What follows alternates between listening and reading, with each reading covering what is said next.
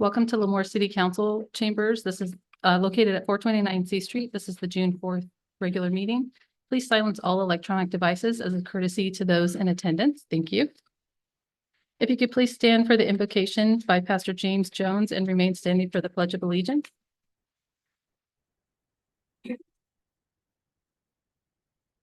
With bowed heads, oh God, we thank you and praise you, oh God, for this day that you've allowed us. And oh God, even as we've gathered here today, oh God, we ask you, oh God, to bless this meeting, oh God. Bless us to accomplish all that you need to accomplish, oh God. Bless each and every individual in this place. And we do thank you, we praise you, and we do glorify your name. In your holy and mighty name, we do pray in Jesus' name. Amen. Amen. Ready, salute. I pledge allegiance to the flag of the United States of America and to the republic for which it stands, one nation, under God, indivisible, with liberty and justice for all. Thank you, sir. Councilmember Garza, Councilmember Lyons, Present. Councilmember Orth, Here. Mayor Pro Tem Gornick, Here. Mayor Matthews. Here. Thank you. Agenda approval, addition and or deletions. There are none. We'll go ahead and go to study session 1-1 ballot measure public outreach. Thank you, Madam Mayor. We have with us tonight Alex Tavlian. I said that right? You got With that. the local government strategic consulting firm that we hired last fall to help us with this. And he's going to present the next steps in our process, and also included in your packet is the proposed ballot language. Alex. Thank you so much, for being City. with us. Thank you so much, City Manager Norcraft. I appreciate that. Good evening, ladies and gentlemen. My name is Alex Tavlian. I'm the managing partner for Local Government Strategic Consulting. It is an honor to be working for the city of Lemoore to help kind of guide the city through what is otherwise a little bit of a arduous and complicated process to getting a measure on the ballot for this November. As you may or may not remember, we were here last in the fall to help the city begin the process of developing and shaping a measure, and also reaching out to the community to talk about some of the issues that the city is facing that may necessitate the measure that we are going to be discussing today, and obviously we'll be discussing over the next few weeks. So just to start, at the time that we were here last, the city was retaining both my firm. Oh, let's see, this works here. No. I'm sorry. There we go. The city was retaining our firm and FM3 Research to help kind of bracket and guide this process. FM3 Research during last council meeting came back with some numbers from an initial survey of the community, and looked at quite a lot of questions to figure out a pathway forward for the city to deal with some of its financial difficulties that is presently facing. This kind of provided a nice little snapshot of our community, providing a little bit of insight as to what people think about the city's financial position, and also the viability of seeking a revenue increasing measure to maintain city services this November. And so that survey, without litigating all of it all over again, found that 64% of Lemoore residents were supportive of a 1% sales tax measure to help the city stabilize its financial position and also maintain core services. That was what we call a blind ballot, which means we just present a question and residents weigh in. Following that question, we provided additional messaging, both for theoretical messages in support of a measure like this and those in opposition, usually centering on kind of generalized statements against taxes. And so after providing positive messaging, the support rose 4% to 68%. And then when we provided negative messaging, it came a little bit back down to earth, 61%. And so from our perspective, this is incredibly promising. These are very good numbers. And it helped kind of guide us in terms of how we wanted to structure a measure that we could bring forward to you to consider to put on the ballot in November. So given this, we have presently developed a 1% sales tax measure that is a general tax, not a specific tax. For those who were here in 2020, the city pursued in Measure K a specific tax for public safety needs in reviewing the, polling and reviewing the support amongst the community. Pursuing a special tax of any kind will require support that exceeds what we found even with positive messaging in this polling, which is at 68%. State law requires that 2/3 of voters approve special taxes at the local level when they are sponsored by the government. And so for us, our view was a 1% general sales tax would allow the city to raise 3.8 million in new revenue to maintain its services. But it also, the way the ballot question was structured, also allowed for us to require independent audits of expenditures. So there is some strict oversight built in just in the form of an audit, and even a second layer of oversight in the form of a citizens oversight committee that not only reviews expenditures, but also advises the city council on, pathways for expenditures moving forward. And so as mentioned, the big question is why this approach versus a special tax? And so our prevailing view in consulting with the city manager and staff is that, number one, the city's financial position is not something that is a structural issue that is going to be it's not going to be alleviated in, with a magic bullet. This is something that's going to require long-term attention. More importantly, we have a need to maintain core services, critical services that residents want to maintain, starting with, most importantly, public safety. But there are others as well, parks and recreation and landscape maintenance and lighting and other public infrastructure, including roads. And so given the thresholds that are necessary, but also more importantly, the kind of diverse set of needs that the city has at present, a general tax seemed to be the most advisable approach to take. However, we are very well cognizant of voter attitudes when it comes to general taxes, which is that by and large, there is a lot of flexibility that the council has to allocate funds in a whatever way they see fit.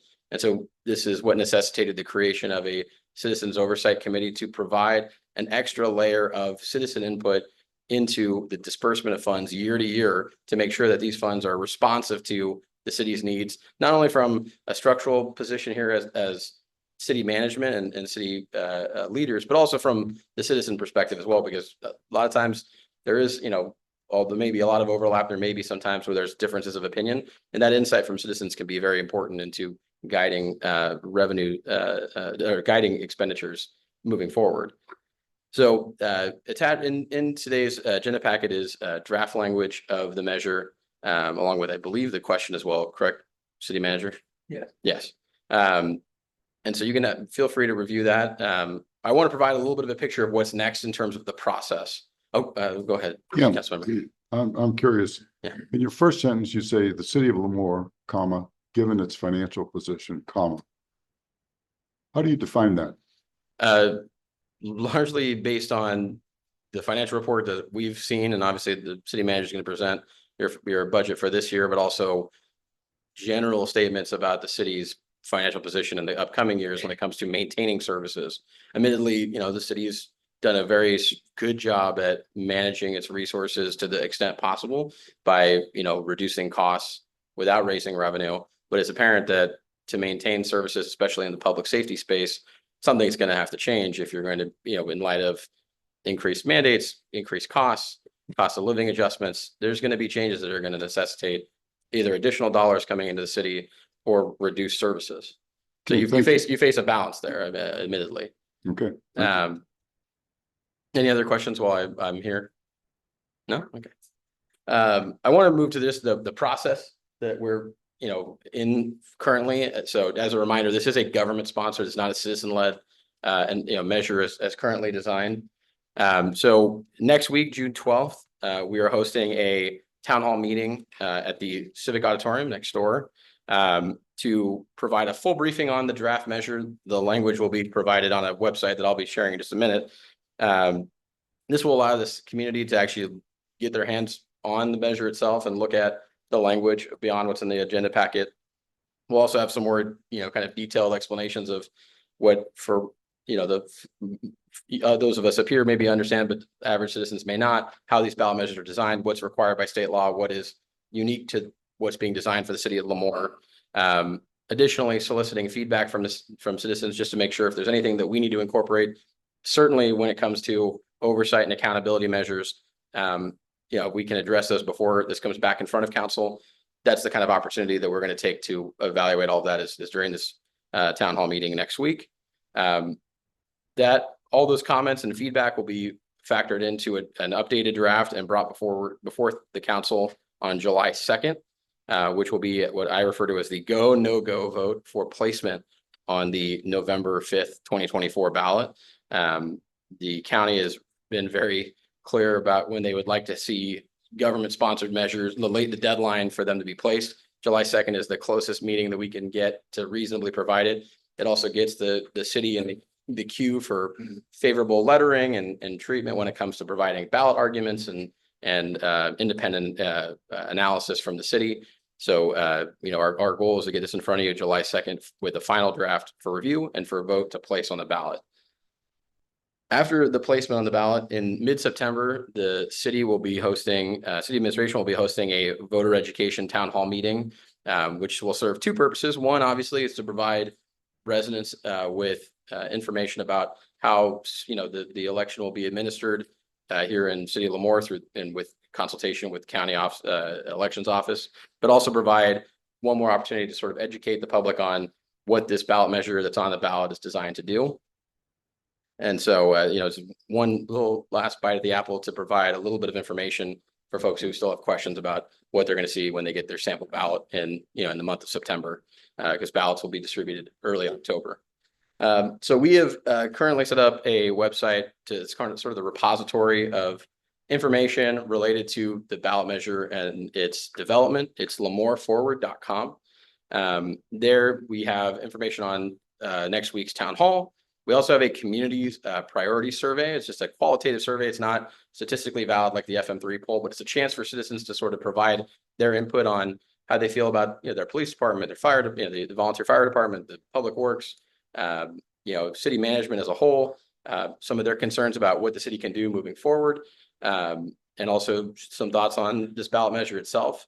Probably in the next day, we'll have it updated with the draft language that you see right now, along with the ballot question as presently drafted.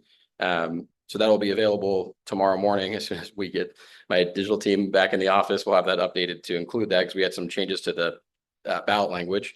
And so that'll be available. And once the council makes a decision to go, obviously that'll be updated to have additional information to provide some background on how this tax measure would be implemented, the impacts it has on our residents in terms of what is subject to sales tax, what is not subject to sales tax.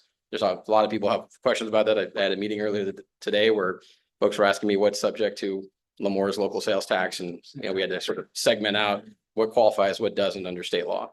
And so those are very important FAQs that we want to provide. And so it'll be updated to include that. So that's currently what we have here. We're very much looking forward to our town hall on next week on June 12th at 6 p.m. here at the Civic Auditorium.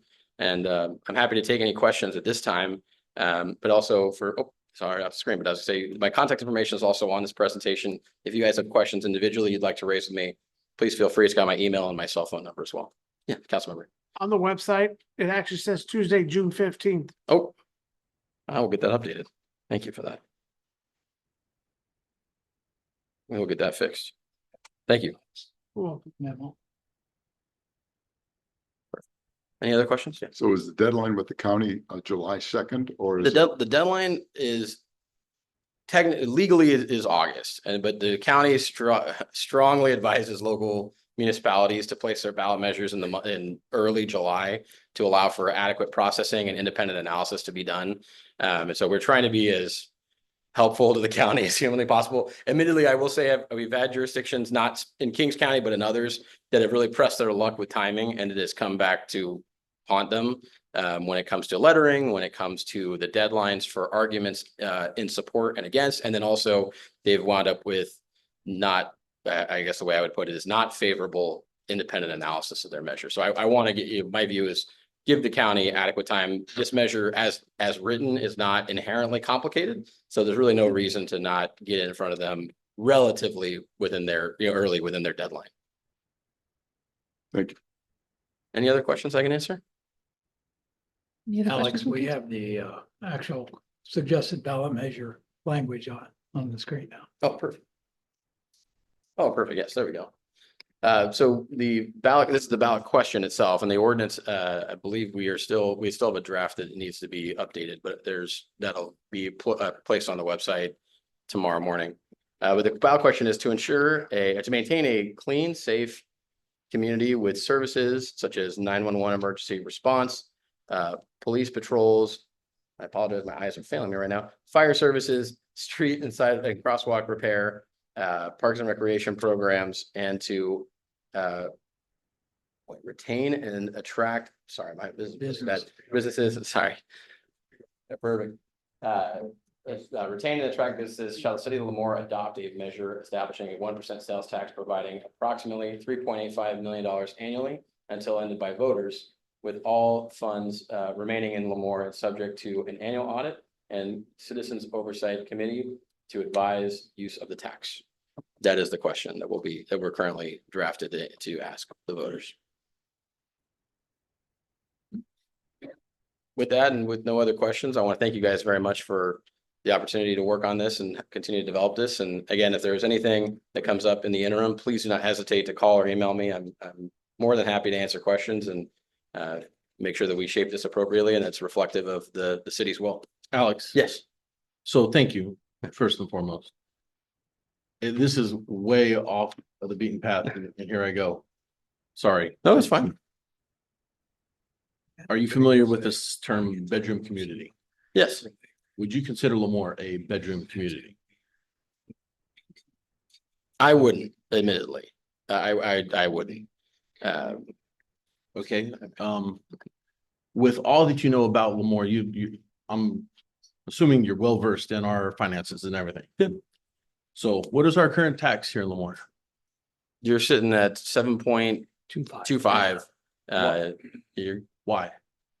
Why are you sitting at 7.25? Yeah. I mean, currently you're sitting at darn near the lowest level of most local governments in the region. Admittedly, I think there's a few reasons for that. The number one reason, would you agree with the fact of we're trying to compete with Hanford?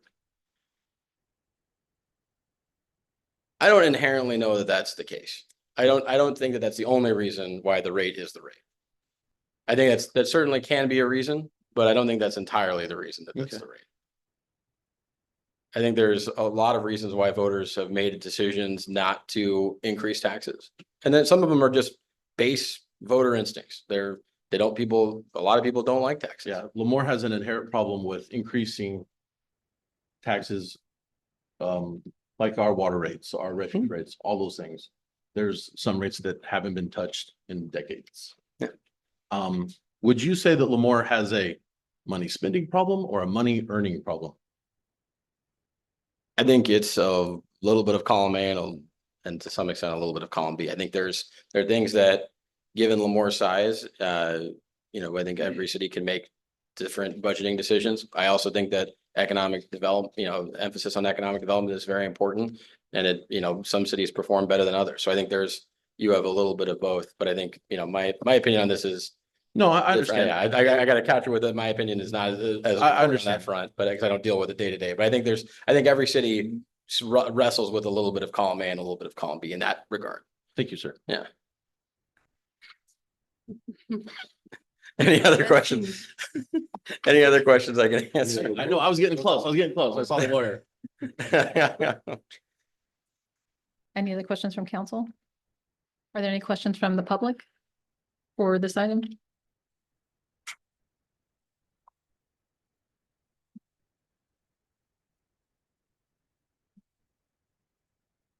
You spoke of the oversight committee. How many and how is that determined? The current structure of the oversight committee is still being drafted, and we're still looking at a few of the similar sized communities that have enrolled taxes like this. Generally speaking, the best practice has been a application process that's selected usually by council, which allows for, with this city, the fact that they have districts, you allow for geographic representation. The question of how many, honestly, is a decision that I'm not entirely certain where we are currently. we could wind up with one per district, we could wind up with two per district. We have some cities that have one default member and an alternate. To allow for the fact that there's always representation from a given district if someone can't attend. So I think- we're still, In our size city, most boards and commissions are 5 to 7 people, Yeah. an odd number, so. Yeah. In case there's a split vote. the current structure is still being developed, but it'll be something similar to current boards and commissions. But there's some flexibility, and so we're happy to hear, if you have, input on where you'd like it to be structured, we're happy to hear it provided and evaluate what we can do. And just a clarification, some of your presentation and even within the packet, it mentions a 1 cent tax, which is much different than a 1% tax. I just want to make clear that all the language and on the ballot, it says 1% rather than just 1 cent, because it's a big Big difference. difference. Right. Sir, could you state your name, please? I'm Ronnie Wong. Hi, Ronnie. Yes. Ronnie, I'm Frank. I want to ask you a question. When the question you asked about the oversight committee, I'm just curious. What do you see the role of the oversight committee and how does it differ from the council's responsibility? In my opinion, the oversight committee would make recommendations to the council, because the council is the ultimate authority to make any decision, yes or no, or changes. So the committee, in my opinion, is just strictly a recommendation of where the expenditures might go. I think there's maybe some concern with it being a general tax, that it's not going to go where you want it to go. Just put it that way. Well, yeah, that's a good question because I have the same question of you. In terms of if is it going to go where you want it to go? Okay. And so my thought is, we get paid a dime a week to get yelled at about where it's going to go. You don't get paid a dime if you want to get into that discussion. I'm just trying to clarify expectations in terms of how this might evolve. So, Oh, sure. yeah, Sure. because if you want to park, on at the intersection of 41 and 198 somewhere, okay, and we don't want to get it. Are you willing to go to pay- bat for that? Pay for it? Putting it in, I'll just elaborate on that. Putting the park in is not the big deal to me. The big deal is maintaining it. Maintaining it. Thank you very much. That's the big deal. Yes, sir. You can have all the money to put it in, but Right. are you still gonna have the money to maintain it? Good. Same thing with any development, streets and roads. You Same get a thing. developer to build a bunch of houses. They put the street in initially, And the lights too, that would and the help. lights, street lights, sidewalks, all that. Who's gonna maintain it? City has. All right. Thank you very much. All right, thank Nice you. meeting Madam Mayor, if I could, Mr. Wong's other question was on the 1 cent versus 1%, which is very relevant. And we did change to 1% in the ballot. It's 1 cent of a dollar, but it's not one, which is 1%. But if you're talking about $10 or $100, it's not 1 cent. So we want to make sure that we're going from 7.25% sales tax to 8.25%, not 7.26%. Correct. Well, here's the other thing about the sales tax rate. 7.25 currently probably was established by the state back in the 1900s is my guess.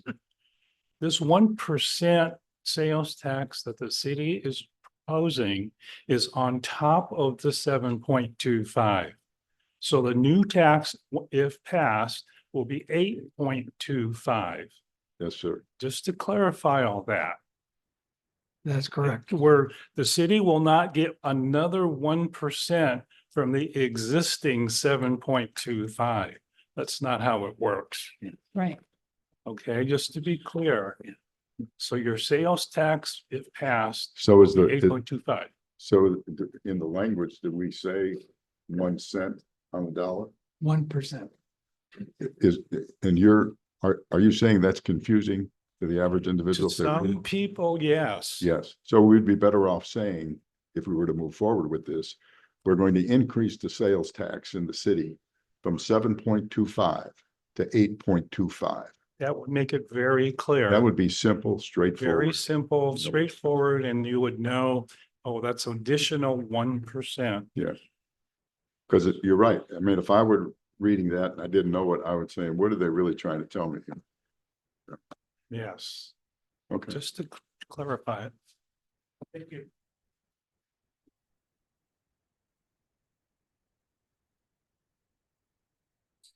Any other questions? Any other questions from the public? Are there any online? I'll go ahead and bring it back to council. Any other questions? Thank you, sir. Thank you so much. We'll go ahead and move to. So real quick, if I could just ask, there's a lot more people in the audience than there usually is. Are you guys here for the budget information or something else? If you're here for the budget, just kind of raise your hand up. Okay. Okay, I just wanted to make sure if people were here for something else, we didn't spend too much time on the budget. We could maybe move some stuff around. So it seems we'll go ahead and start with the budget. If we start to go too long, we'll go ahead and table it, do our regular business, and then go back to it.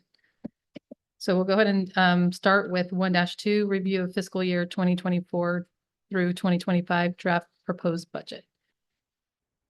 Thank you, Madam Mayor and members of the council. As you know, the staff has worked with all our city services for the last couple of months to develop this proposed budget. We also spent about 2.5 days of detailed review with our council budget committee composed of Mayor Matthews and Council Member Lyons.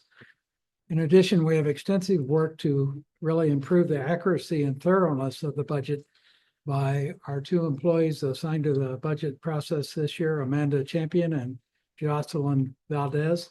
Both were new roles for each of them, and I think they did a very good job of doing that for us. Let me say on the next slide, it shows that the budget detail is available. It's kind of a long link to memorize, but if you go on the city link, city website, lemoore.com, hit city council meetings and agendas, and you'll see that you can identify the handouts that, as well as the budget presentation that's online for all citizens to have access to. The city budget is composed of 71 functioning funds. The total budget, including all funds, we tend to focus on the general fund, but if we look at the entire budget, has a beginning balance of over $78 million. We have a lot of idle funds. Total proposed revenues for the coming fiscal year beginning July 1 is almost $46 million. Expenditures almost $62 million, including a lot of capital items. That 16.4 difference is converting idle funds to services for our community. So that's not necessarily a bad thing. I think our mission is to provide services, not to build a bank account. And so I've actually been encouraging staff to look at those idle funds and see where we could provide services to the community with our assets that we already have. That would end the year with total revenues in our fund balance of $62 million. Question there. Sure. So it has, I read that in terms of revenues and expenditures. Are you suggesting then that we are $16,298,000 and $622 out of balance? No, because many of our items are put away in capital for several years, and the year we expend them doesn't mean we're going in the red. It means that that money is saved up, and now it's time to get it out into the community and provide services with it. So if you're looking at simply operating then you could consider you're in the red if your operating expenses exceed your revenue. But if you're looking at capital items, that will go up and down every year. So And it's actually a good thing to be spending more when you have that much money that's not providing the services to the community or just sitting in a bank. but in terms of our operating budget, We'll get to we'll that. get to that. Okay, next item.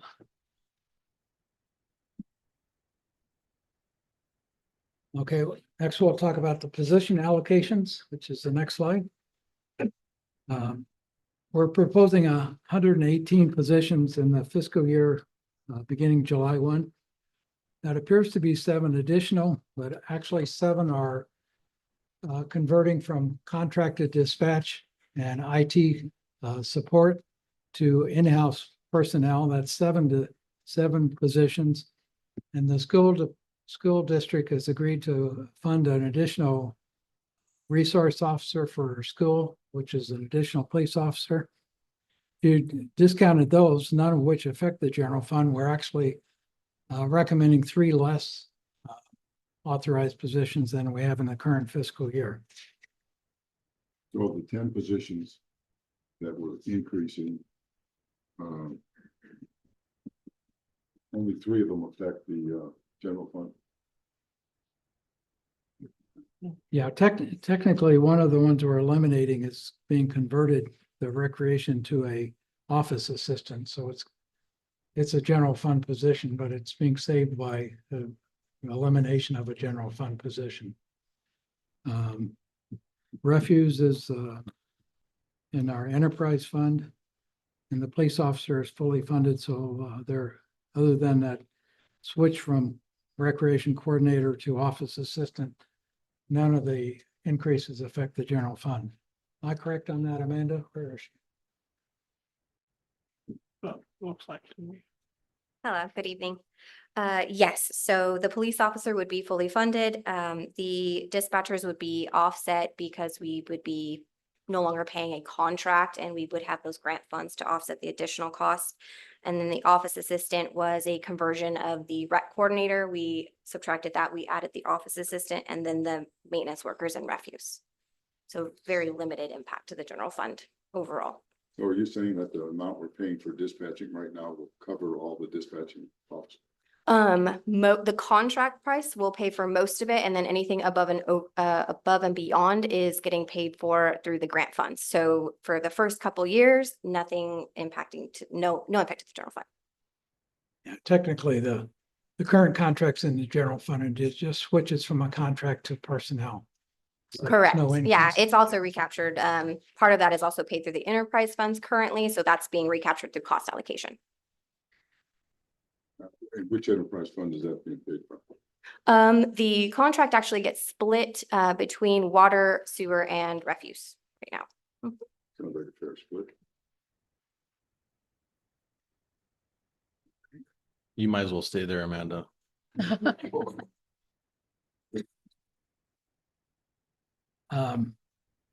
Next one introduces really great news. And I have to give credit to the city council. I think you've been diligent in directing the staff to save money where you can, not only the current fiscal year, but the prior fiscal year. The result of that is reflected here, where we were expecting the printed budget for the current fiscal year ending at about $8.5 million in the general fund reserve, which is basically our savings account. Instead, we're looking now at almost $13 million.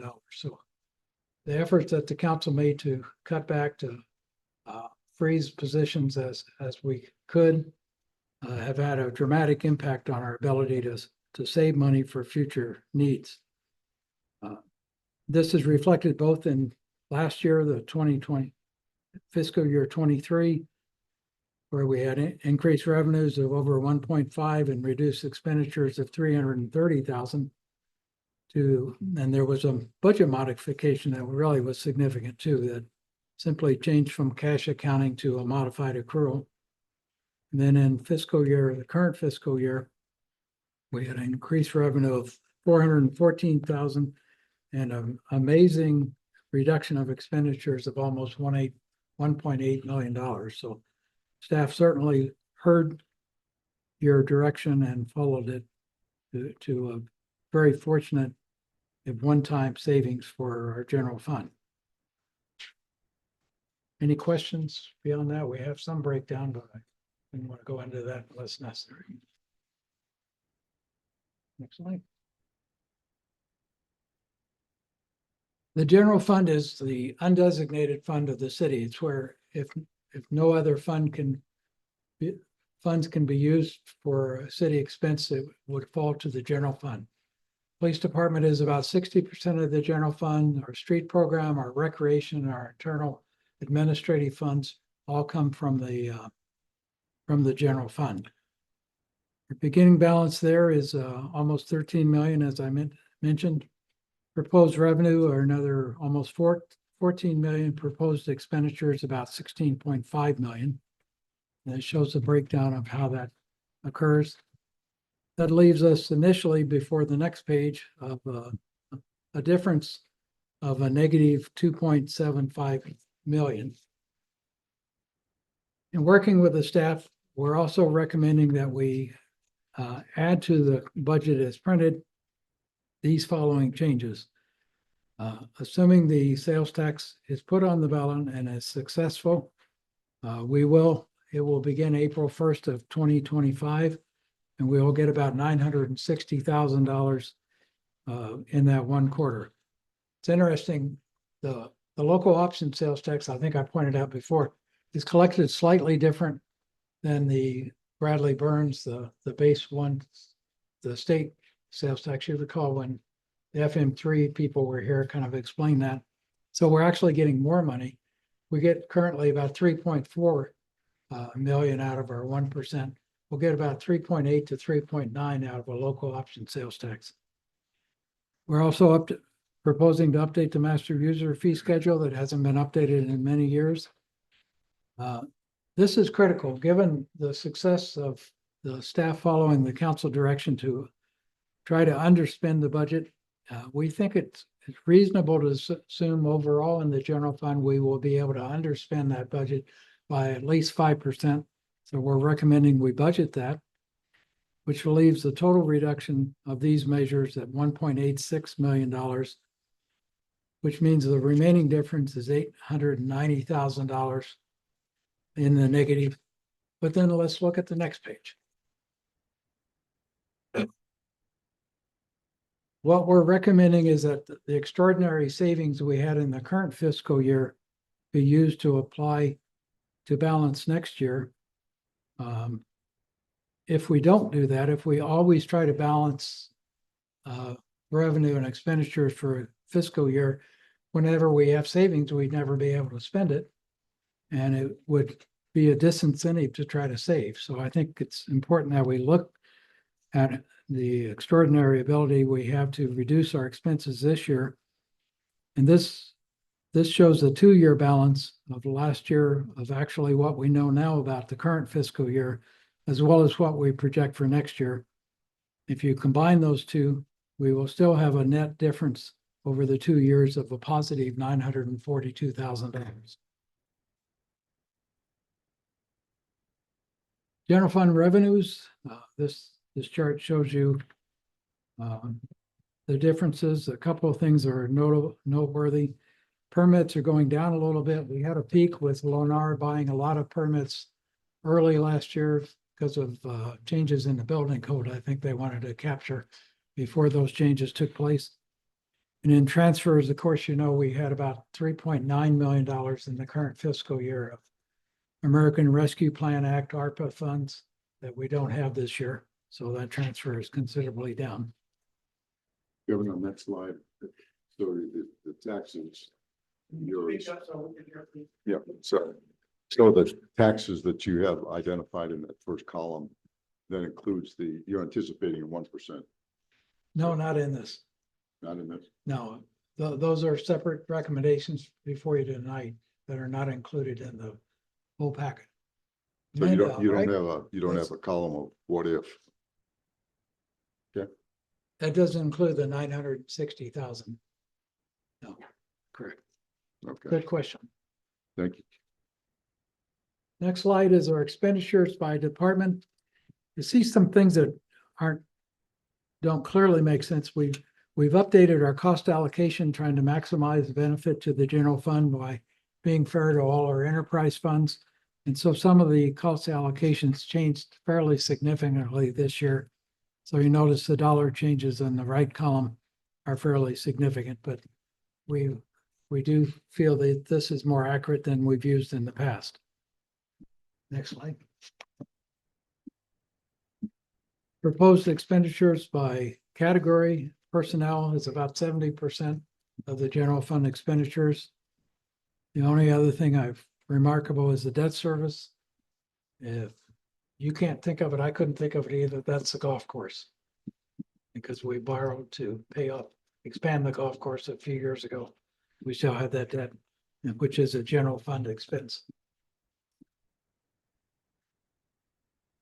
In several places in this presentation, we will list the contract services by fund, because in the past, the council's asked what contracts we have, so we want to be as transparent as possible. And the next slide reflects that.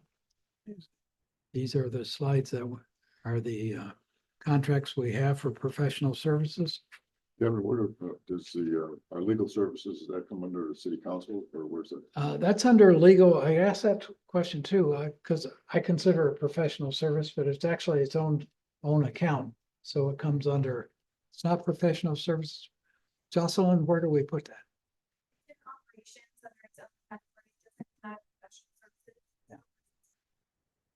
But It's kind of a special. it's an category. operating budget for us. Yeah, okay. Is it in here? Just make sure that when other people are speaking, we come to the microphone so that we have it on record. I apologize. It's not called out specifically. It's captured in just the overall operating budget and operations, but it's not its own line item, and it does live in every individual department has its own legal budget. I think we should include it, don't you? I would like to know that number. The overall total figure, Yes, I can get that for you for next thank meeting. you. I think she can do that in a few minutes, right? There's one over there. Okay. Next one. The general fund capital request, because of the tightness of the budget, that's not as much as we might hope for general fund needs. I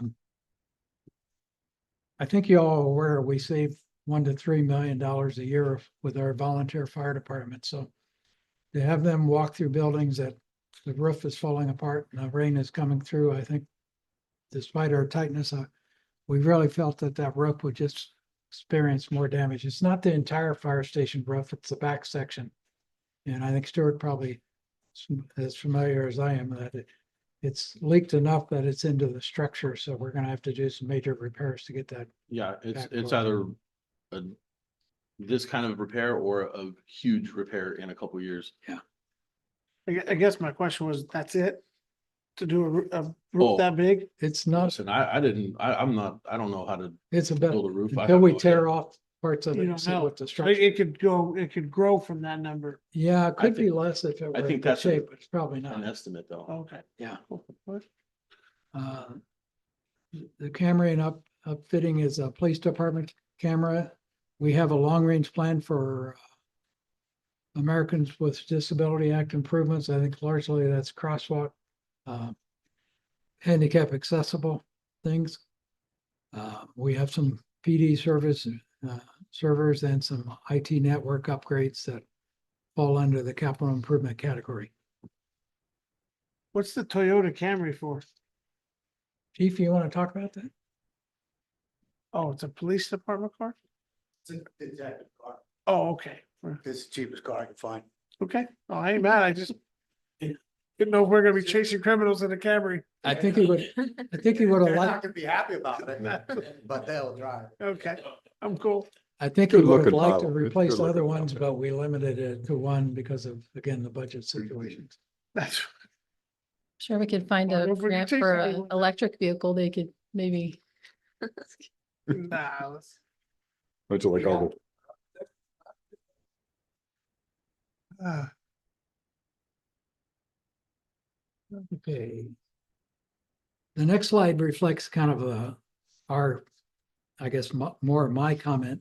If we had a normal budget in a normal city providing normal services, this is not pie in the sky. This is things that I think would be appropriate to fund. Now, we cannot fund because of the condition of our finances. That's about $2.5 million. You add that to the $2.7 million that we were initially out of balance in the general fund. We're, to be a really complete city, we're about short $5 million. So clearly if the sales tax were to be put on the ballot and it were to pass, it would be a very helpful, significant addition, but it would not be the total solution. We still need to broaden our sales tax, our tax base in our community. And I think there are some good opportunities in the years ahead for us to do that. Next slide is our beginning our special funds. Any comments on the general fund before we move on to the special funds? No. Okay, this slide shows the fund balance projections in our special funds are three enterprise funds and our fleet maintenance, which is kind of an internal operating, shows a negative. We had some past funding of that fund. And rather than sacrifice too much to bring that up to balance, we're trying to, in small steps each year, try to reduce that underfunding amount. Next slide is the water fund. Beginning balance is 12 million. We're proposing revenues of 11 million, expenditures of 12. So we, including about almost $2 million in capital improvements. So the difference is we are reducing the fund a little bit. We're making improvements. And like most capital construction items, the faster we do that, the cheaper it's going to be. It's always going to cost more in the future to delay those projects. The next item identifies some of those capital projects. I'd like our Public Works Director, Frank Rivera, to speak on those. Good evening, Mayor and council members. So I'll just kind of briefly go over these items. So well rehab, basically every off season, we like to rehab or rehab 2 wells. So basically it's pulling the well, checking the bowls, checking the pump, and just basically doing routine maintenance. So every year we'd like to attempt to do 2 wells every year. So that's the well rehabilitation line item. Well 15 completion. So years ago, we actually started well number 15, which is out by the south end of the golf course, right behind the county fire department. We actually put the well casing in the ground, and then we halted due to the incident we had at the well site number 7. So this well is important. It would provide any of the industrial use on the south side of Lemoore, and any residential supplement to any residential development on the south side of Lemoore. So it is an important well that needs to be done as part of our 2040 a master water plan that we had anticipated on completing by now. Of course, the TTHM. So this would be to as I mentioned to you last council meeting, we've been notified by DDW that they want us to move forward with the completion of both the plants. So we are seeking to move forward and complete both of the well sites, well site 7 and well site 11. Any questions? Yeah. No. Go back. That TTHM, how far out are we, you think, and if hypothetically, say we approve this 2025 budget, how far out are we on that TTHM, you think, rough? guess? So right now, we're Educated. putting the project together to go out to bid. We're gonna have a schedule because we have to produce a schedule to DDW by June 11th or 14th. So we have to give them a timeline. So I'm thinking that we would by the time we go through plans, bidding, we're probably, the bidding process, we're probably about 3 months in that process. At the same time, once the project is awarded, work can be started at both sites. So site number 7 can once it starts work, it could probably be done in 3 months. At that point, depending on what DTW wants as far as like, approval of the operation manuals, any type of safety plans. We will try to be prepared ahead of time with those, but they'll have to come over and give us their final blessings. And so again, at the same time, they could be doing work, which is similar work at 11. So I'm thinking that within a year's time, we'd have for sure 7 running and then 11 not far behind. So that'd be my guess for So now. 7's closer than 11? Yes. 7 was already in the wet testing testing, stage. yeah. Yes. Now, the money, the $1.65 million, we already have that money from the initial TTHM, correct? Yes. Okay, so that's not basically, It's enterprise money. yeah, but it's not contingency to a budget that we passed. We could start that tomorrow. That was money we've already had to do that, correct? So it's not contingency on this budget passing this way. Yeah. For the record, Amanda is shaking her head yes. Yes. Okay. I'm just kind of careful on some of this project itself on what. Well, the council What will have to said, approve yeah. project, obviously. Yes, Thought we already did Yes. though. yeah, we didn't already do it. No, we stopped everything and now we're Well, that's picking it up, putting it on the front burner, Yeah, but that could pushing be, Quad off to get moving Yeah. on the bid process. I will tell you, one difficulty is the bidders are gonna be picking up work partially done by a different contractor, and that may It's always gonna be some tough. issues Yeah. that will. yeah, have there's to gonna deal be. with. Yeah. We're probably gonna have to bond that out and all that and, yeah, so. I just wanted to make sure that one isn't contingency on the other one because, we need to Yeah. get this TTHM. Yeah, in the meantime, Business. the 2000 amps main electrical panel, that has been replaced 3 months ago. So Right. now we have permanent power out there. So So you done? Yes, sir. So the well rehab and the PTHM are covered out under the water fund, yes, sir. right? So we've got that to move forward. Yes, sir. Tell me a little bit about the impact fund, Well, 15, well, 15. sorry. Tell you a little bit about that? Yeah, in terms of those funds we have, Yes, we do. okay. And the Yes. impact and one of the 42. Nope. Yeah, impact. that has been a CIP project for a few years now. Okay. Yes. I think some of this expense, of course, is involved in the litigation. Yes, We may yeah, that's what- get some recovery.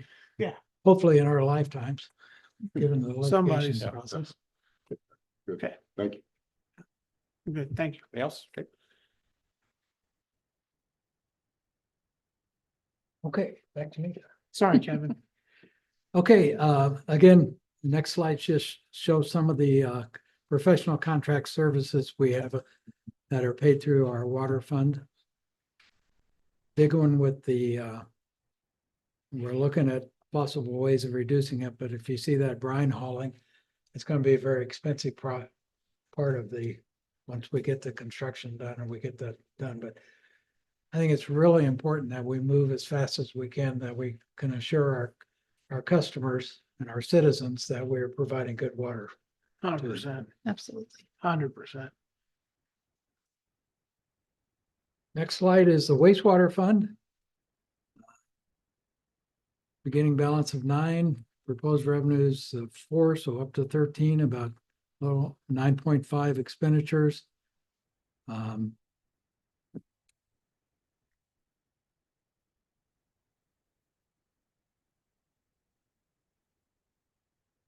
Yeah, and that brings it down to an ending balance of much lower, but we have some major over $5 million of capital. And the next slide shows that. If I could ask Frank to come back and talk about those.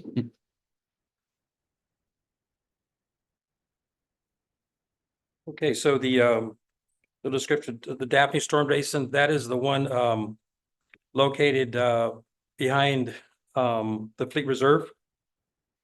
It is off of Daphne, so basically that all that stormwater is going to be all the stormwater with this future development that's occurring with Oleander and extension, all that stormwater is going to run to that existing Fleet Reserve Basin. So this project is to install a water or a storm drain lift station to pump the water from there into the large canal.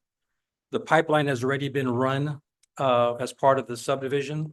They already ran a 12-inch line from the basin to daylights out of the canal. So this is to install a pump station to evacuate the water if we can't control our water due to heavy storms. So, but I believe with all the additional solid services that are being created by the development, it's going to definitely add to that water storage capability. The one below is basically over at the wastewater plant on the south side of town. We have the original bar screen.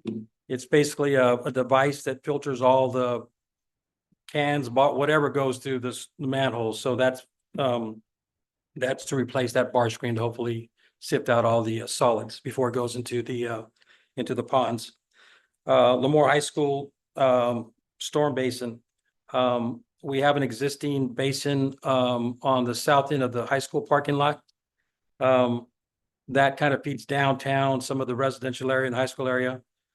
With the new development that's going to occur where all the walnuts were knocked down, all of that water is going to go into a new basin that's going to be adjacent to our existing one. So we're also going to install a storm drain lift station to pump the water from there to the Lemoore Canal also.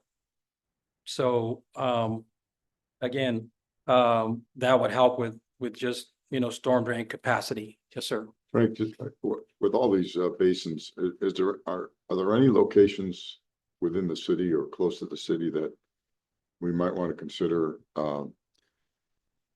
if the ground is conducive to a groundwater recharge? Things like that. We need to look at that. Historically, And the only reason I asked that is just with this whole Sigma stuff. I mean, it's really, there are funds Yeah. out there to. I think look with at our that. groundwater being so naturally high, we have that. You'd have to push it in. I mean, it's. Yeah, recharge, we'd have to use like maybe an old well, maybe to get it down below the Corcoran clay Mhm. layer.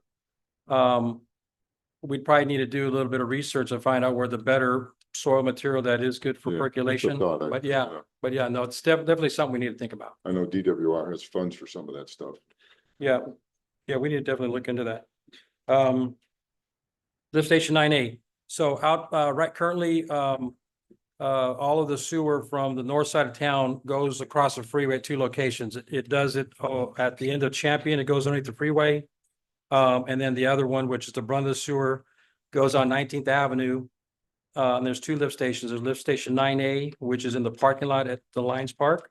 And there's lift station 9B, which is over on Silverado.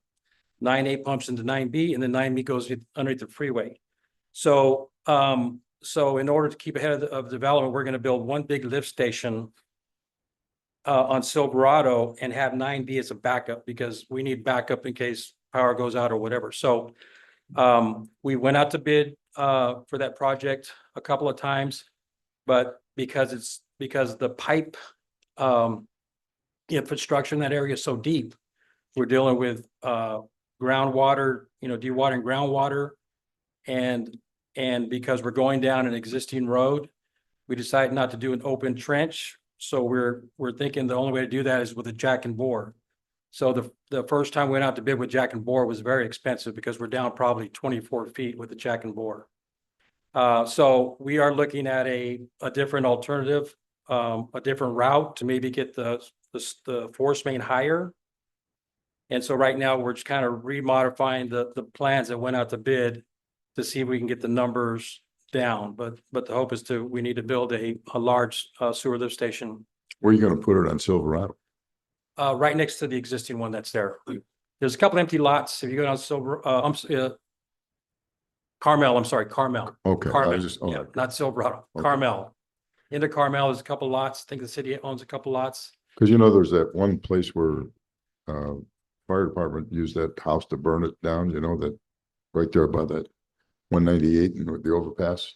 Mhm. I think that That, yeah, that lot there, no, that. you it's could- right. So we have a lift station Right there. right there. We're gonna build a big one right to the south of it. Okay. Yes. All right. Sorry. Storm drain line, Bellhaven. So right now on Bellhaven by the, Bellhaven and Bush, where the new gas station was built, the existing storm drain line goes nowhere. It's a large line, so we physically have to, vacuum that line out, you know, during the rainy season. So this is basically, when the roundabouts are going to be constructed, whichever comes first, we need to get our line out of that intersection, out of the roundabout. But the plan here is to take a line over to Seamus where, Lennar stubbed out a storm drain line, connect to that to eventually have the storm drain water drain out to the, it's either going to go down Seamus or go out to the existing storm drain basin east of West Hills College that's there.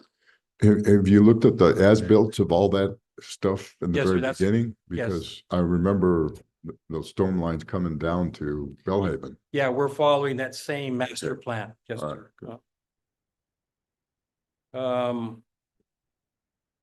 And then what, wastewater, treatment plant, upgrades, those are, I think, Diego had, some additional, aeration, some treatment stuff, you know, I can ask him to maybe, what was the other thing, Diego, besides baffling? Baffling and aeration upgrades.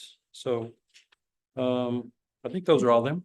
If I could just make, not a question, but just make a comment on here where you have the impact fee fund and these projects are coming out of that fund, because there were some comments online after we approved the impact fee schedule, the new impact fee schedule.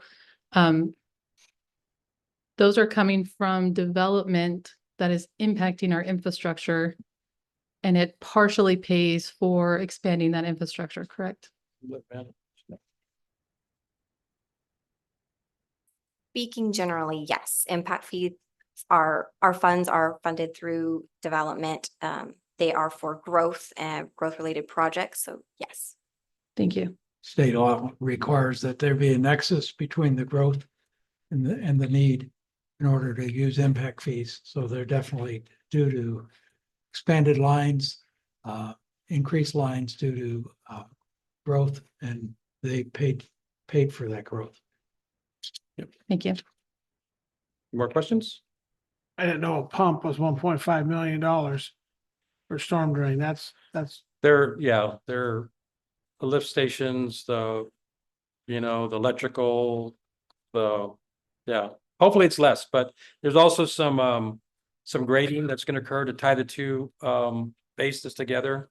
There's already a pipe that's already stubbed through the existing and the new. yeah. It just has to be lower. So there's gonna be some grading that's gonna go on also. And I believe we're also gonna put a fence, which we don't have a fence behind the Joneses property. That'll isolate them from the storm drain basin. So I could mention that this, both in the water and wastewater, we have a really aggressive approach to capital projects. And we're going to push as hard as we can. It's likely not every one of these are going to be finished in the next fiscal year, but we're budgeting in hopes that we can move as fast as we can to get this in the ground to help our community and also to keep costs from going up another year. yes, parts are, I think parts are getting better. Supply is getting better, but yeah, that could be a lag too. The material on hand. Anything else? Thanks, Ron. The next slide shows again the contract services for wastewater. You'll note, I should just mention, we do look at these periodically and see if we're getting competitive rates. I know Brandon has on his list to review the solar maintenance. we'll probably be able to get some savings in the near future on that. Because the existing maintenance contract admitted to us that we could probably get it done cheaper somewhere else. So I think that's a pretty good indication that we can probably save some money there. Do we go out to bid on those or what do we do? Yeah, we'll get some bids. Good. Next fund, enterprise fund is a little simpler than the other two. Our refuse fund, less money in that. We have proposed revenues and expenditures about the same. The next slide, we show just a couple of things. We are adding the one new maintenance worker position. Eventually, I think, who was it? I think Vice Mayor Gornick asked for a update on our refuse contract, which we'll have a study session at our next council meeting. It was you, right? Yeah, it was me. Okay. Well, part of my concern was, I don't think we really got a really good, or I don't speak for myself. I don't think I really got a good understanding of what the, if we were to look at those proposals, what the impact was going to be for us fiscally in terms of a cost benefit for it to move that way. And its impact on 24, 25, 25, 26 in terms of our fiscal years. Well, we're looking at trying to meet state mandates for increased recycling, weekly recycling. I think now we do it every other week. We've Yeah, come, we're not even at the 3 cans now, I mean, like other cities. Well, And so, we'll update that next week, I think. Yeah. But we are planning on, eventually next year, we'll need that, and the maintenance worker will help us now to gear up for that. We ordered 2 new refuse trucks this year. One was received, the second one will be received next year, so we have $460,000 in the budget to pay for. I guess we were funding and estimating 1 new truck per year, so that, stay with that. I'm looking at you, Brandon, and shake your head if anything's wrong. Is that, is the one that was out of service because it rolled over, or is that back in service?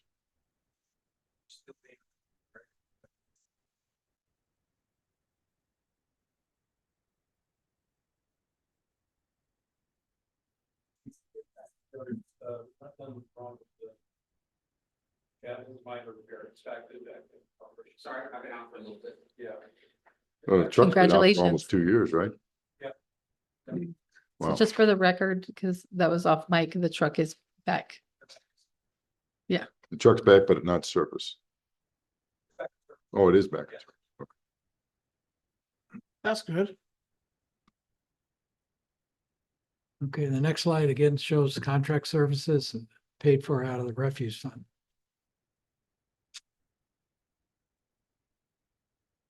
How much do we pay KRWA? Anybody know?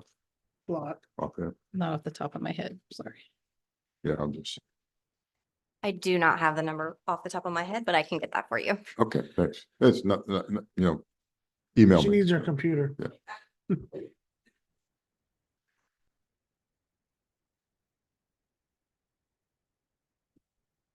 Okay, next slide is the fleet fund. This one is showing a slight reduction in the negative fund balance. As I indicated earlier, we're trying to reduce that back down to 0. Getting some, so it's not too much of a hardship on the other funds that contributed to our fleet fund. And the next slide shows the contract services we have through the fleet fund, mainly related to repairs of equipment. I'm going to retract my previous statement. It's about 1.1 million for the tipping fees for KWRA. KWRA, 1.1 million. Okay. For the record, I did not vote for that rate increase, and neither did the city of Corcoran, but the other board members did. So just FYI. On the KWRA. KWRA, yeah, Okay. 2 county votes and 1 Hanford vote. Trash truck coming to run somebody over. Okay, the next slide reflects our other capital improvement programs, and street projects are a major part of that. And maybe the last time, Frank, if you can come up and talk about that. Okay, the description on these. So PFMT 2 zone sidewalk repair. So that is the subdivision, Paradise Loop, south of Cinnamon, in the Paradise Loop area. There was one kind of not a cul-de-sac, but it's a U-shaped street where the trees have really uprooted the sidewalk, curb and gutter, driveways, causing road damage. So ahead of our street maintenance project that we also have scheduled for this summer. So we're gonna be doing this summer, the repair work ahead of the slurry project. So this is to repair all the damaged curb gutter sidewalk that were due by the trees that were planted. You know, and you can look at a tree that's the same tree and it's small and it's not caught. So trying to figure out why these trees cause, damage and some others don't, I don't know, but so that's the PFMD zone number 2 project. Below that is the AHCH grant. So we actually have a grant for this project.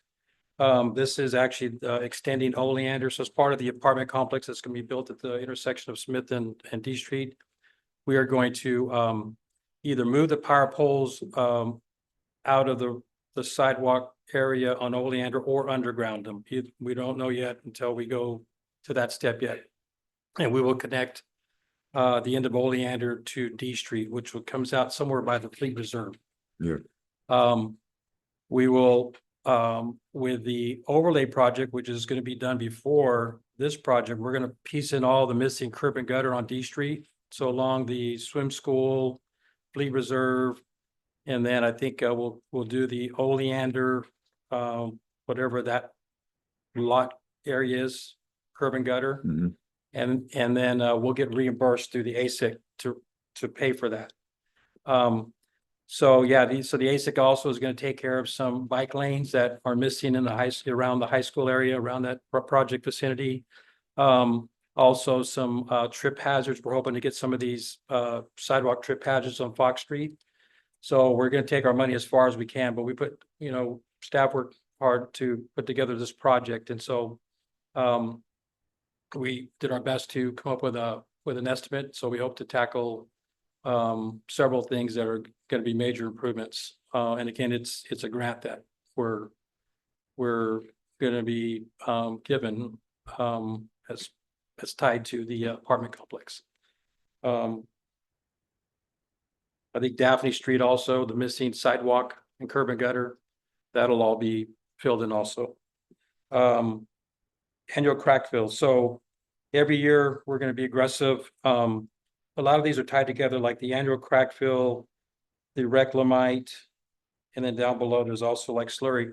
Those are all going to be part of our annual road maintenance program. So depending on the condition of the road, it's either get crack filled, if it's a new road, it's going to get a reclamite, which is basically just like an oil just to keep the asphalt, fresh. So those 3 pools of money are going to kind of work together to get an annual road slurry project or road maintenance project. Frank, I don't see the lights on Oleander on the streetlights on Iona.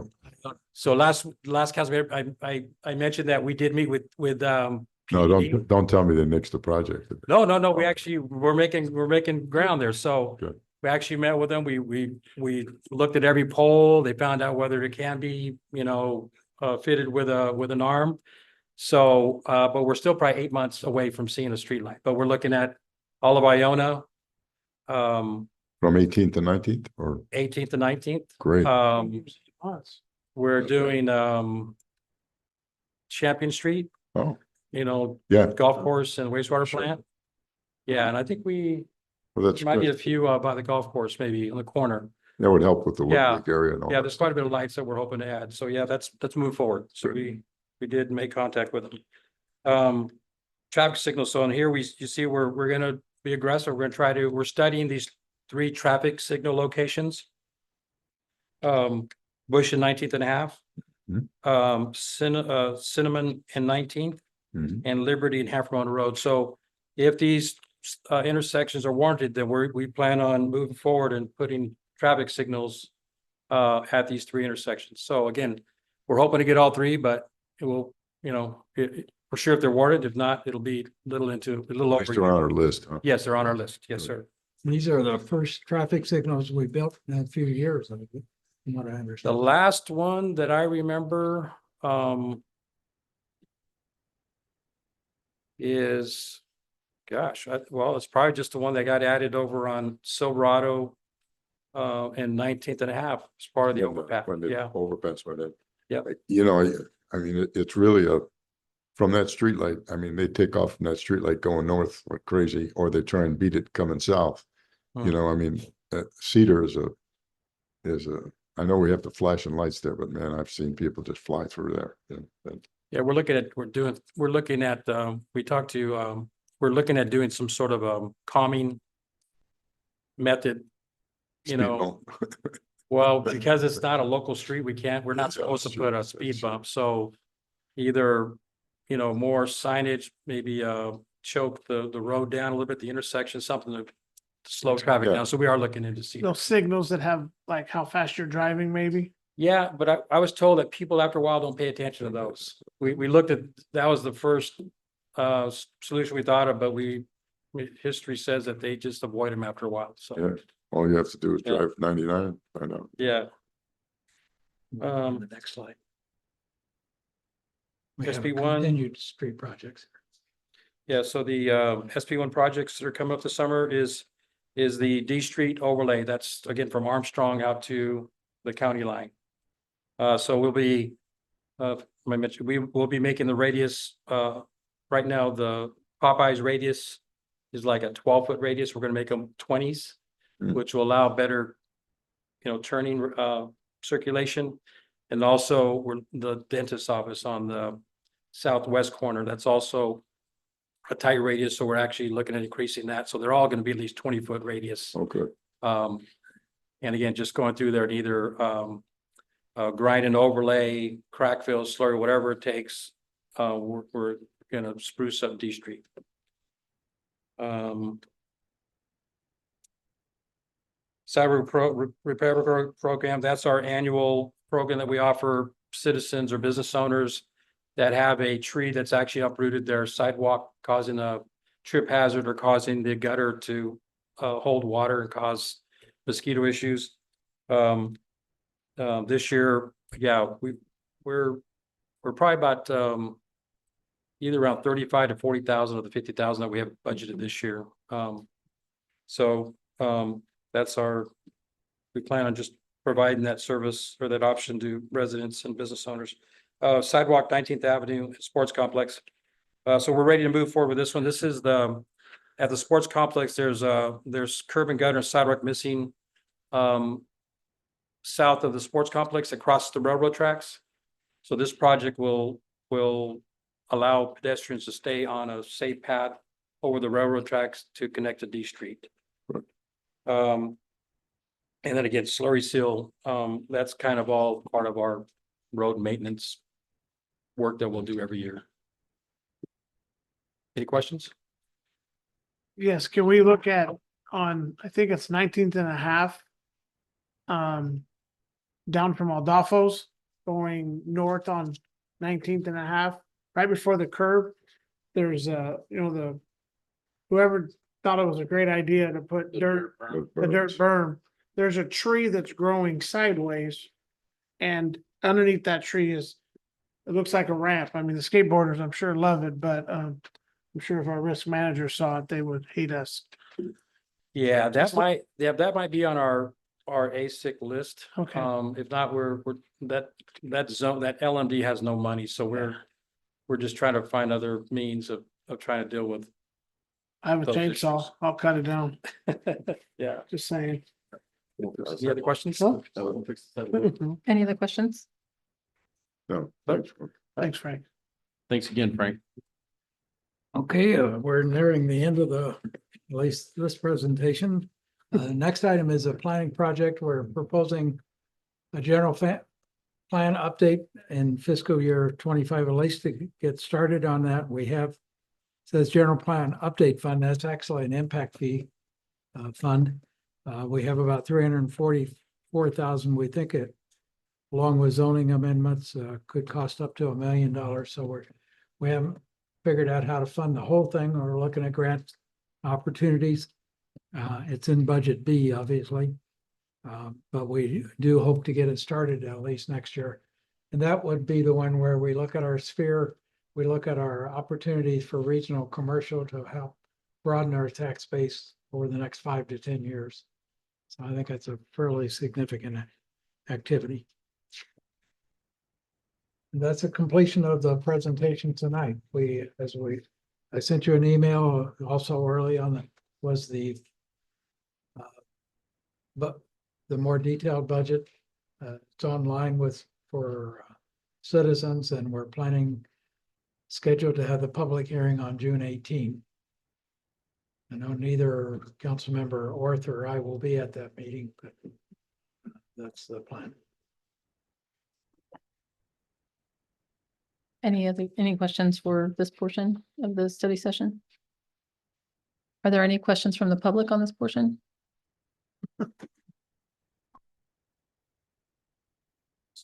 Questions. Within the presentation, you have a term that's accounting modification. What is that? Jocelyn. She's much closer to an accountant than I am. So she can give you, right behind you, she'll be able to answer that. Oh, sorry. Accounting modification, in prior years, the budget team would use, what we use on an everyday basis is a cash basis. We operate out of the year on a cash basis. At the end of each fiscal year, we operate in a modified accounting basis, accounting for your liabilities that are coming in and out over a 90-day process. So you really have to account for those items when you're looking at your fund balance. It's not strictly your cash. So we're looking at being more accounting accurate and including all totals. This is consistent with the auditor's recommendations. Yes.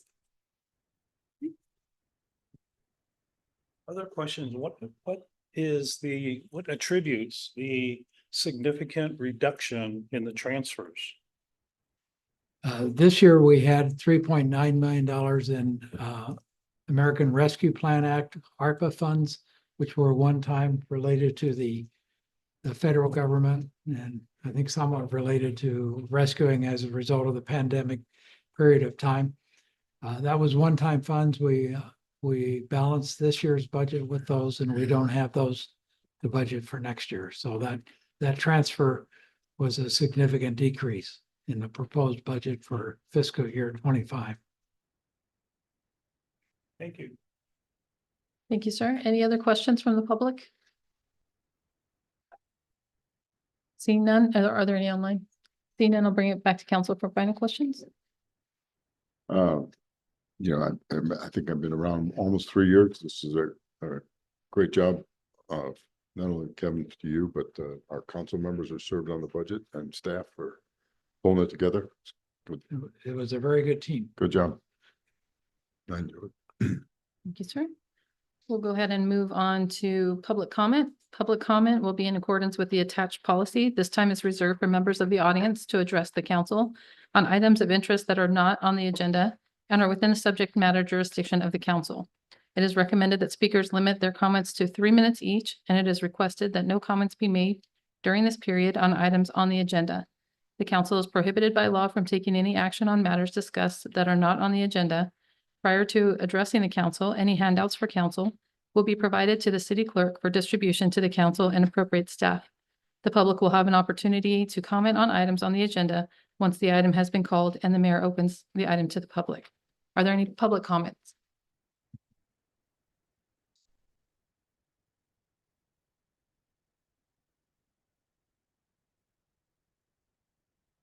Thank you. Thank you.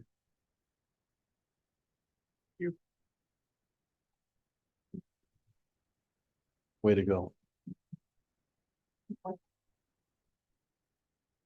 Forgot to keep one for yourself.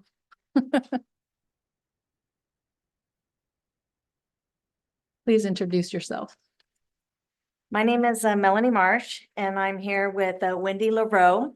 And we're here tonight to update you all on the Adopt a Planter program. You guys have all been given a leaflet by Crystal, and it lists the planters which need your help in order to make this program a success. Wendy and I, including the community members, have really enjoyed participating in this program. Most of the planters are looking really nice compared to how they looked 3 years ago. We are near the finish line, and we would like to finally cross that line by making sure that all the planters have operational timers and water. We have been waiting for this for weeks and even years to get this accomplished. Volunteers have donated their money, their personal time to help beautify the downtown. Often they have to carry water jugs to keep their plants from dying. They have adopted their planters with the assumption that the city would provide water and functioning timers to their planter. Wendy and I were personally told last year that the People's Marijuana Group donated $500 to the program, Adopt a Planter program, but yet we have not been able to access those funds. All 28 planters have been adopted this year, with several of them being with new people. So hopefully you'll see some changes in some of the planters downtown this year in the near future. We have been told by city personnel that they are working on getting these last 5 planters up and running. When we hear these words, working on it, we hear procrastination. We have been waiting months and even years to get these last few planters finished. For example, if you turn to page 3 on your leaflet, the top planter number 22 is at Loopy's Shoe on Highland Street. This bench has been busted for several years. I brought it to your attention last year, and it still has looked like this. In my opinion, I think the city ought to install the bench caps all the way to the end where the new construction is going to begin. Because I was told that they want to continue it around the planter itself. But in the meantime, it should have bench caps. There's about 6 of them cemented on, so at least the planter looks complete. This planter needs 2 timers and hasn't had any water for over 2 years. And the person who adopted it has to hand water the flowers that are there.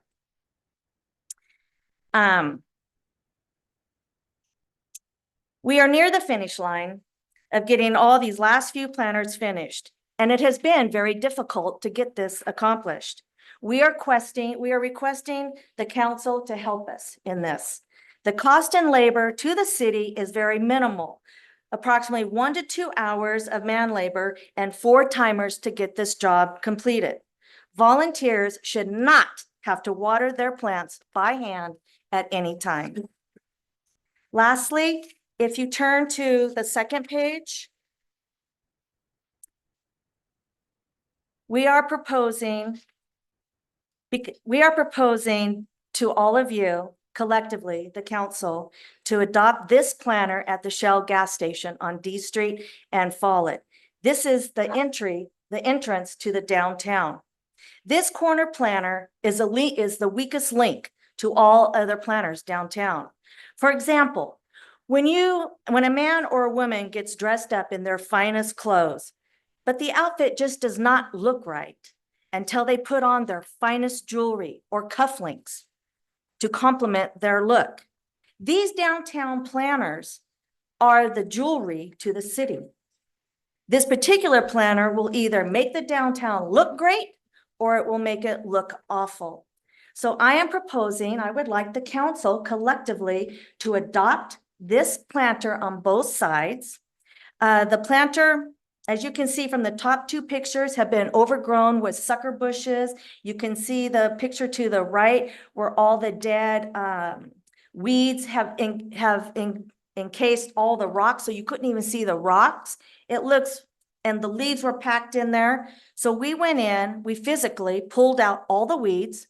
We cut down all the sucker branches and we laid new landscaping fabric, so it's ready for you to adopt. And now it looks great. So please, I'm asking all of you to help us to get these last 5 timers installed as soon as possible before the hot weather starts, and to adopt the Shell gas station corner planter.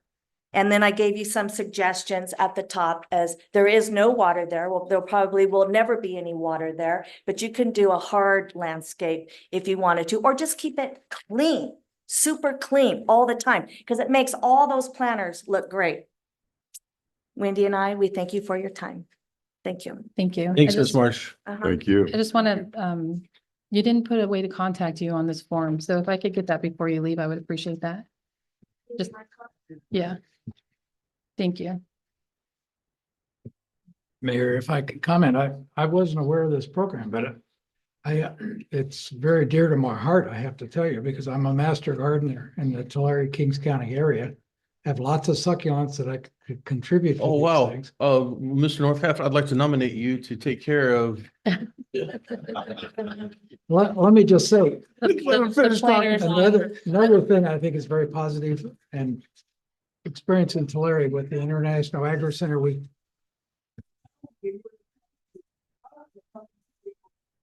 Do you mind coming to the microphone? Ms. LaRoe, would you mind coming to the microphone? Okay. We want to hear you. Melanie and I'm Wendy LaRoe. Melanie and I thought of coming to you as we had the previous city manager and discussing all of this. And to find out where our $500 is, but you have enough on your plate and we figured this was not, Well, this is top priority, so we were just gonna wait. not only am I in love with the gardens, dating back to my time in Tulare, which has a very strong volunteer program. I learned early in my career that if you've got volunteers willing to help your community, you help them all you can and you get out of their way. and let them do their 100%. job. Amen. And the third thing is, I think the beautification of our downtown is critically important. So on three factors, I really think I'd like to support this program. Well, I think one of the first meetings I was on this council, that was one of the items, was that we were gonna get water to the areas, and obviously never occurred. So I apologize for that, but We have need- 4 vacant positions in our maintenance workers, but 2 of them are starting Monday, so we'll have. Well, I mean, that's an excuse, really. I mean, there's plenty of landscapers around here who could help with stuff like that. Yeah. We need to just get it done.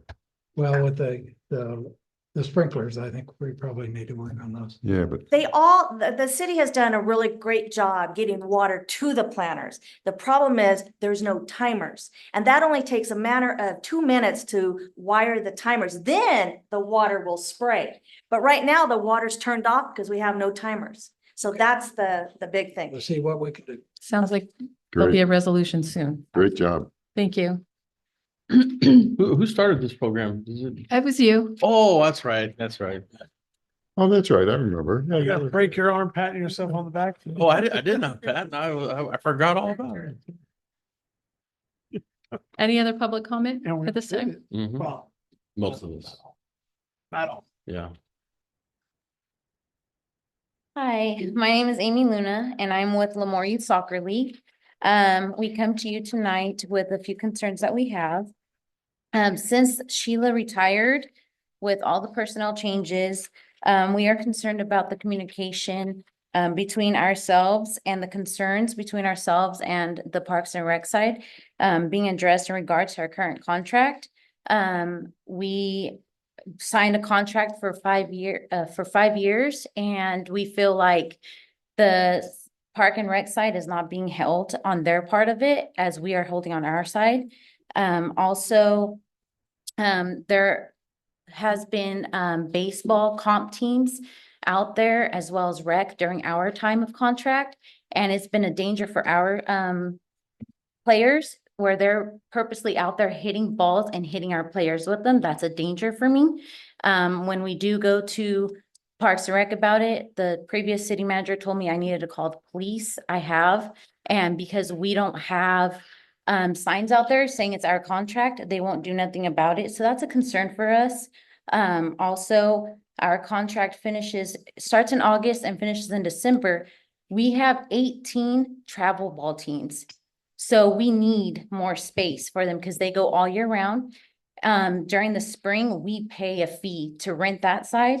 And again, there's issues where we're paying a fee and baseball's out there, indoors out there. So it's hard for us all to work together, but we're willing to work. Also, in regards to the Recreation Commissioner Committee, we missed that advertisement. And so we just want to know, how do we get on there to also like be part of it and a voice of the community as well? Last year in June, the previous city manager called me over to have a meeting with People's Farming. And we were told we were gonna find out if we got a donation. We never received anything either. So we just want to know where this is all going and how the council can help us out as well.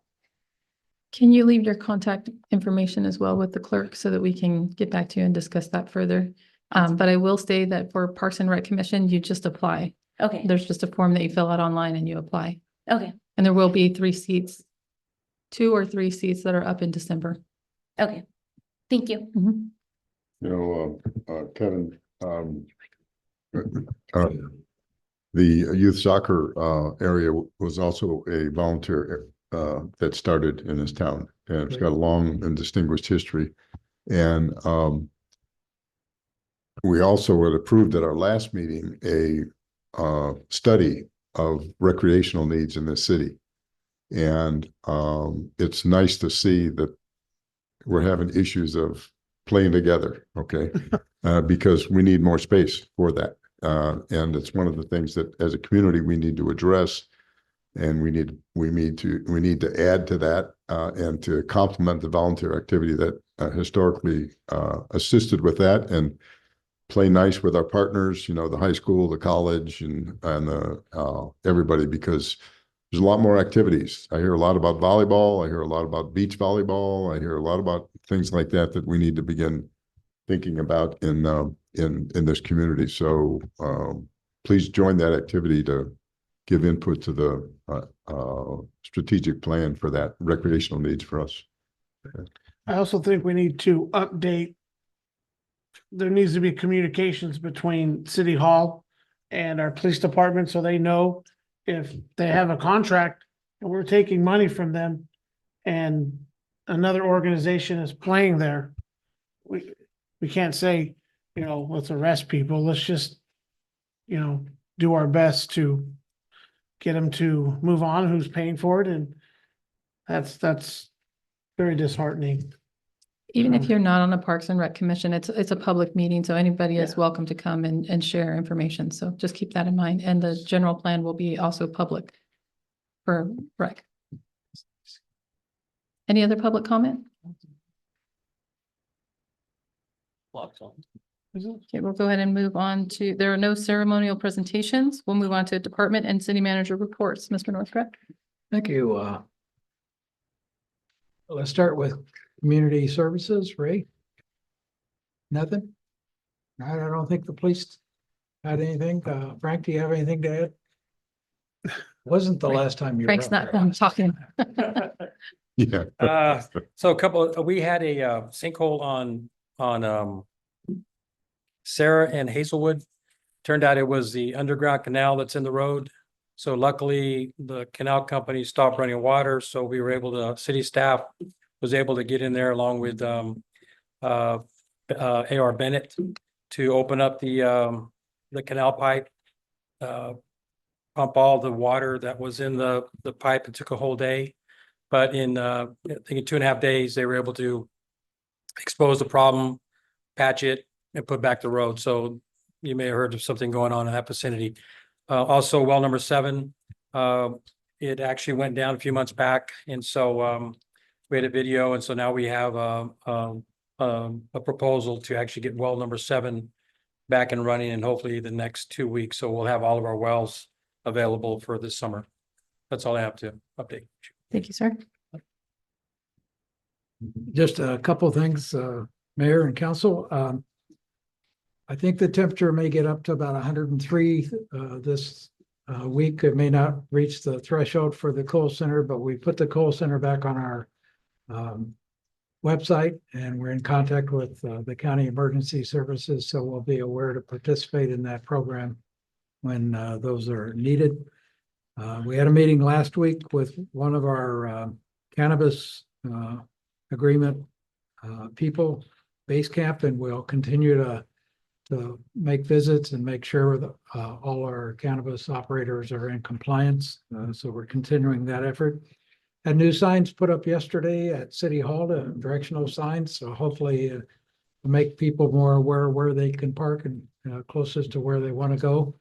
And the electronic sign hopefully will be installed and be in operation at City Hall by the end of this month. Kevin, the plant out there in the industrial park, the fusion drink facility, Raise lemonade. Raised Lemonade, are they still in operation? I don't believe so. I don't think they ever got in operation. It's the market has crashed, as you know. It went from $1,200 a pound to $500 a pound, and at least one of our operators said 500 is right around the cost of operation.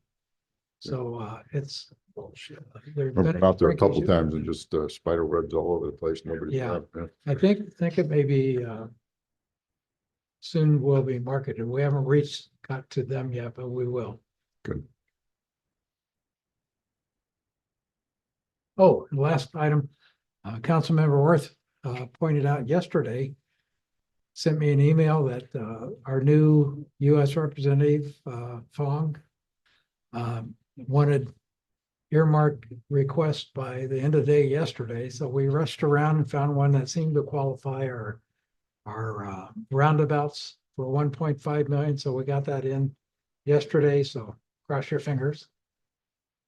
Good.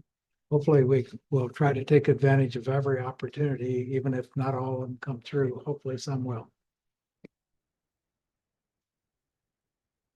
Was that everything for you? Yes. Okay. We'll go ahead and move on to consent calendar. Items considered routine in nature are placed on the consent calendar. They will be considered and voted upon in one vote as one item unless a council member or member of the public requests individual consideration. We have item 4-1, approval minutes, regular meeting, May 21st, 2024. 4-2, approval minutes, special meeting, May 20th, 2024. 4-3, approval grant resolution 2024-15. Authorizing the city manager to sign grant documents for federal and state grants. Does anyone from council want to pull any of those items? Is there a member of the public that would like to pull any of those items? Seeing none, I'll go ahead and entertain a motion to accept the consent calendar. Please accept. I'll move it. Second. Motion by Councilmember Gornick and a second by Councilmember Lyons. Councilmember Gornick, Aye. Councilmember Lyons. Aye. Councilmember Orth, Aye. and I vote aye. Passes 4 in favor. Moving on to public hearings. 5-1, public hearing abatement of public nuisances. 743 Quince Avenue. 806 East Theodore Lane and 125, Toomey Street. Good evening, Mayor and Council. If you remember from last meeting, we originally had 4 properties going to abatement. One on G Street came into compliance. The 608 East Theodore has also come into compliance. So tonight we're just talking about the 743 Quince and then the 125 Toomey. Regarding the case on Quince, the property abatement case started on 11/14 of 2023. 3 notices were sent via certified mail during this case. The final notice was sent on 1/30 of 2024. The final inspection date was scheduled for 2/12 of 24. This case was brought before you at the last council meeting and was approved as a public nuisance on 5/21. On 5/22, The property abatement notice and resolution number 2024-13 was mailed certified to the property owner on 5/23/24 at approximately 12:10 hours. CSOs and officers went out to 743 Quince and posted the notice to post on property on the garage door, which indicated the public hearing was set to go to council on today's date. The property owner has stated he didn't receive the property abatement notice until 5 days ago.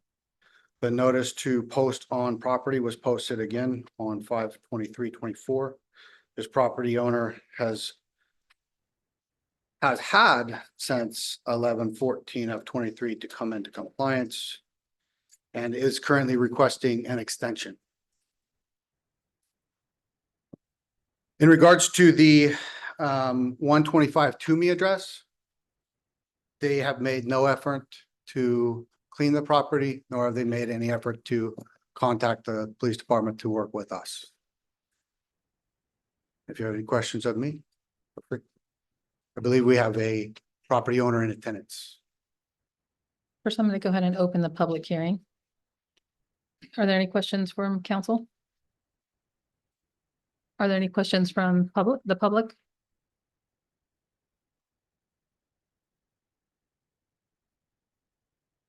I'm the property owner at 743 Quince.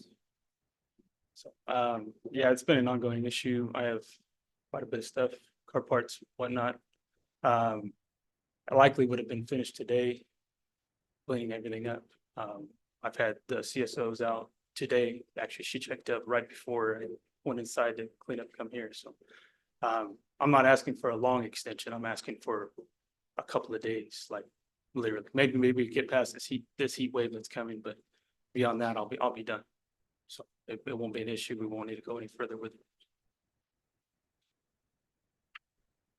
Thank you, sir. Any other questions from council? No? What issues would it cause to? It's up to you. It's up to you and council as to, and you can correct me if I'm wrong, as to whether you want to grant the extension or not. What needs to be done? From what I've been told, there was some debris in between some of the vehicles that were out there. A large portion of it was cleaned up, but it's still not done.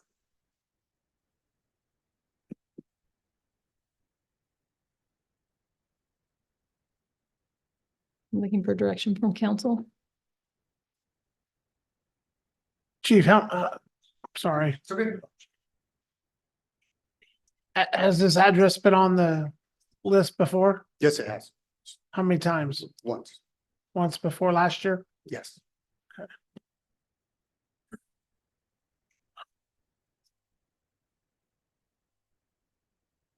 I'm sorry, what was that question? Has it been on the list before? It has been. It's been on the list before last year.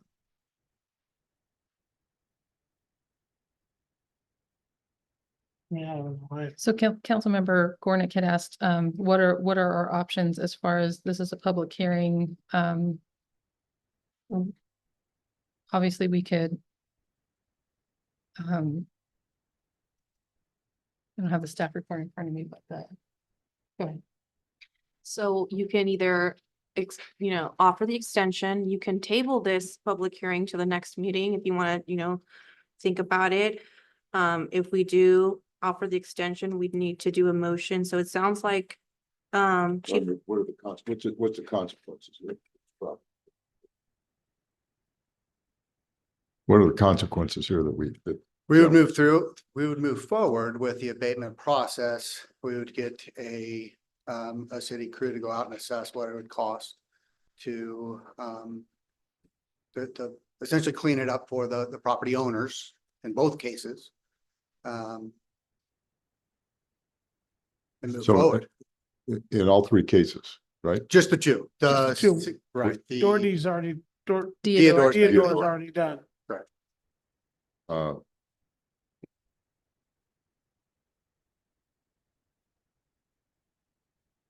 So, well, I'll make a motion in terms of, Quince and, Toomey, we move forward with the abatement process.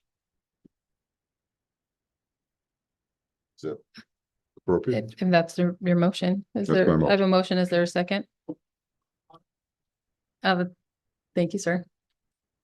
I'll go ahead and open this to the public for well, it was open for public comment, but I'll continue the public comment because I didn't ask anybody else. I'm ready for having more.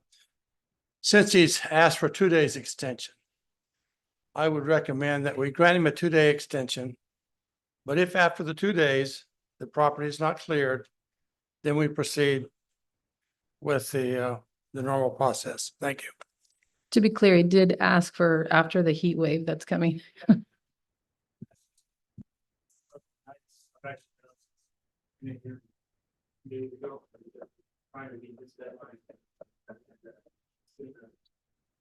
We currently do have a motion, so is there a second? Frank, do you mind if I amend your motion? Or Uh, give you an idea? No, I'll be happy to accept your amendment. Toomey, the owner's not here, right? Right. So my motion would be to go forward with Toomey. Give the gentleman who took time out of his day to show up and ask for some help.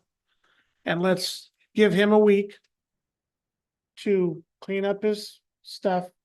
And then let the people who are inspecting it do Toomey first, give him a week, go back. And if not, we gave him what he wanted. I mean, I accept that amendment. you did, so A second. I'll second my So we second. have a modified motion by Modified motion. Councilmember Gornick and a second by Councilmember Orth. Councilmember Gornick, Aye. Councilmember Orth, Yes. and I close the public hearing. Council members, Lyons, sorry, it's just a lot of information. Aye. And I vote yes as well. With that being said, I hope that we don't see you again next year. Me too.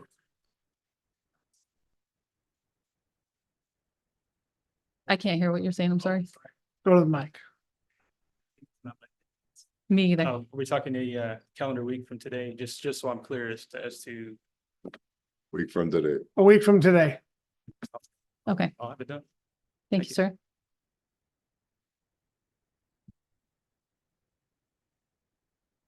5-2, public hearing, first reading ordinance 2024-01, amending zoning text number 2024-01, modifying sections 9-5B-5 fences and walls, 9-5E-5 design and development standards for off-street parking areas, 9-5D1-4 tree preservation, 9-4B-2 allowed uses and required entitlements for base zoning districts, 9-5F-5 standards for permanent on-site signs, and table 932 zoning districts and adding sections 9-4D-21 tattoo parlors and 9-4D-22 personal storage facilities to the city of Lemoore zoning ordinance. Mr. Brandt. And do I have you to thank for all of those words? And I was gonna thank you for reading all that, so I didn't have to. Yeah, one of those things we have to put in the agenda. Steve Brandt, city planner.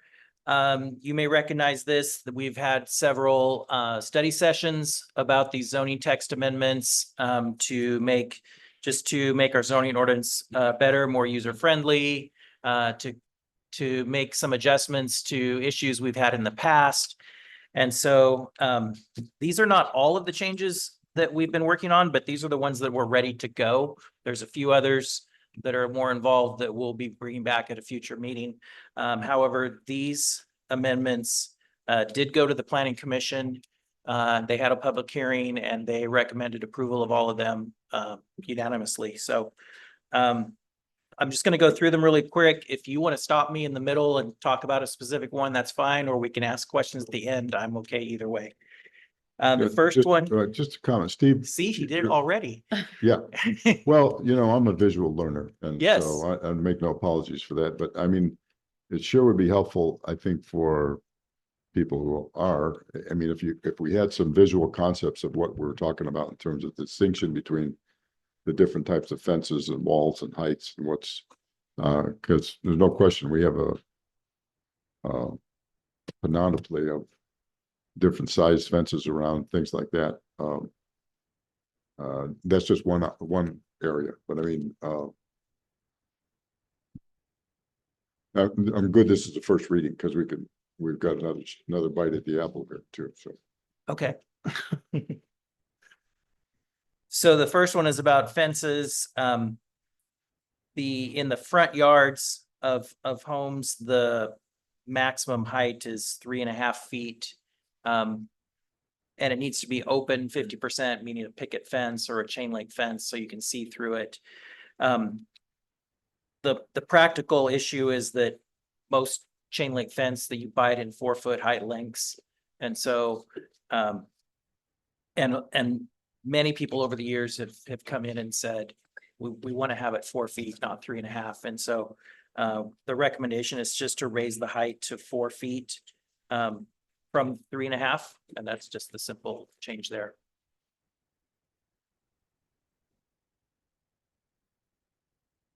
The next section, we had a discussion about several, if you recall, several people have been pouring second driveways in their front yards in order to access the area in the back. And so we took your comments to heart, and the Planning Commission agreed. We made some changes, and what the new ordinance would say is that you can have a second driveway if you are doing it to get access to a wide side yard or to the rear of your property.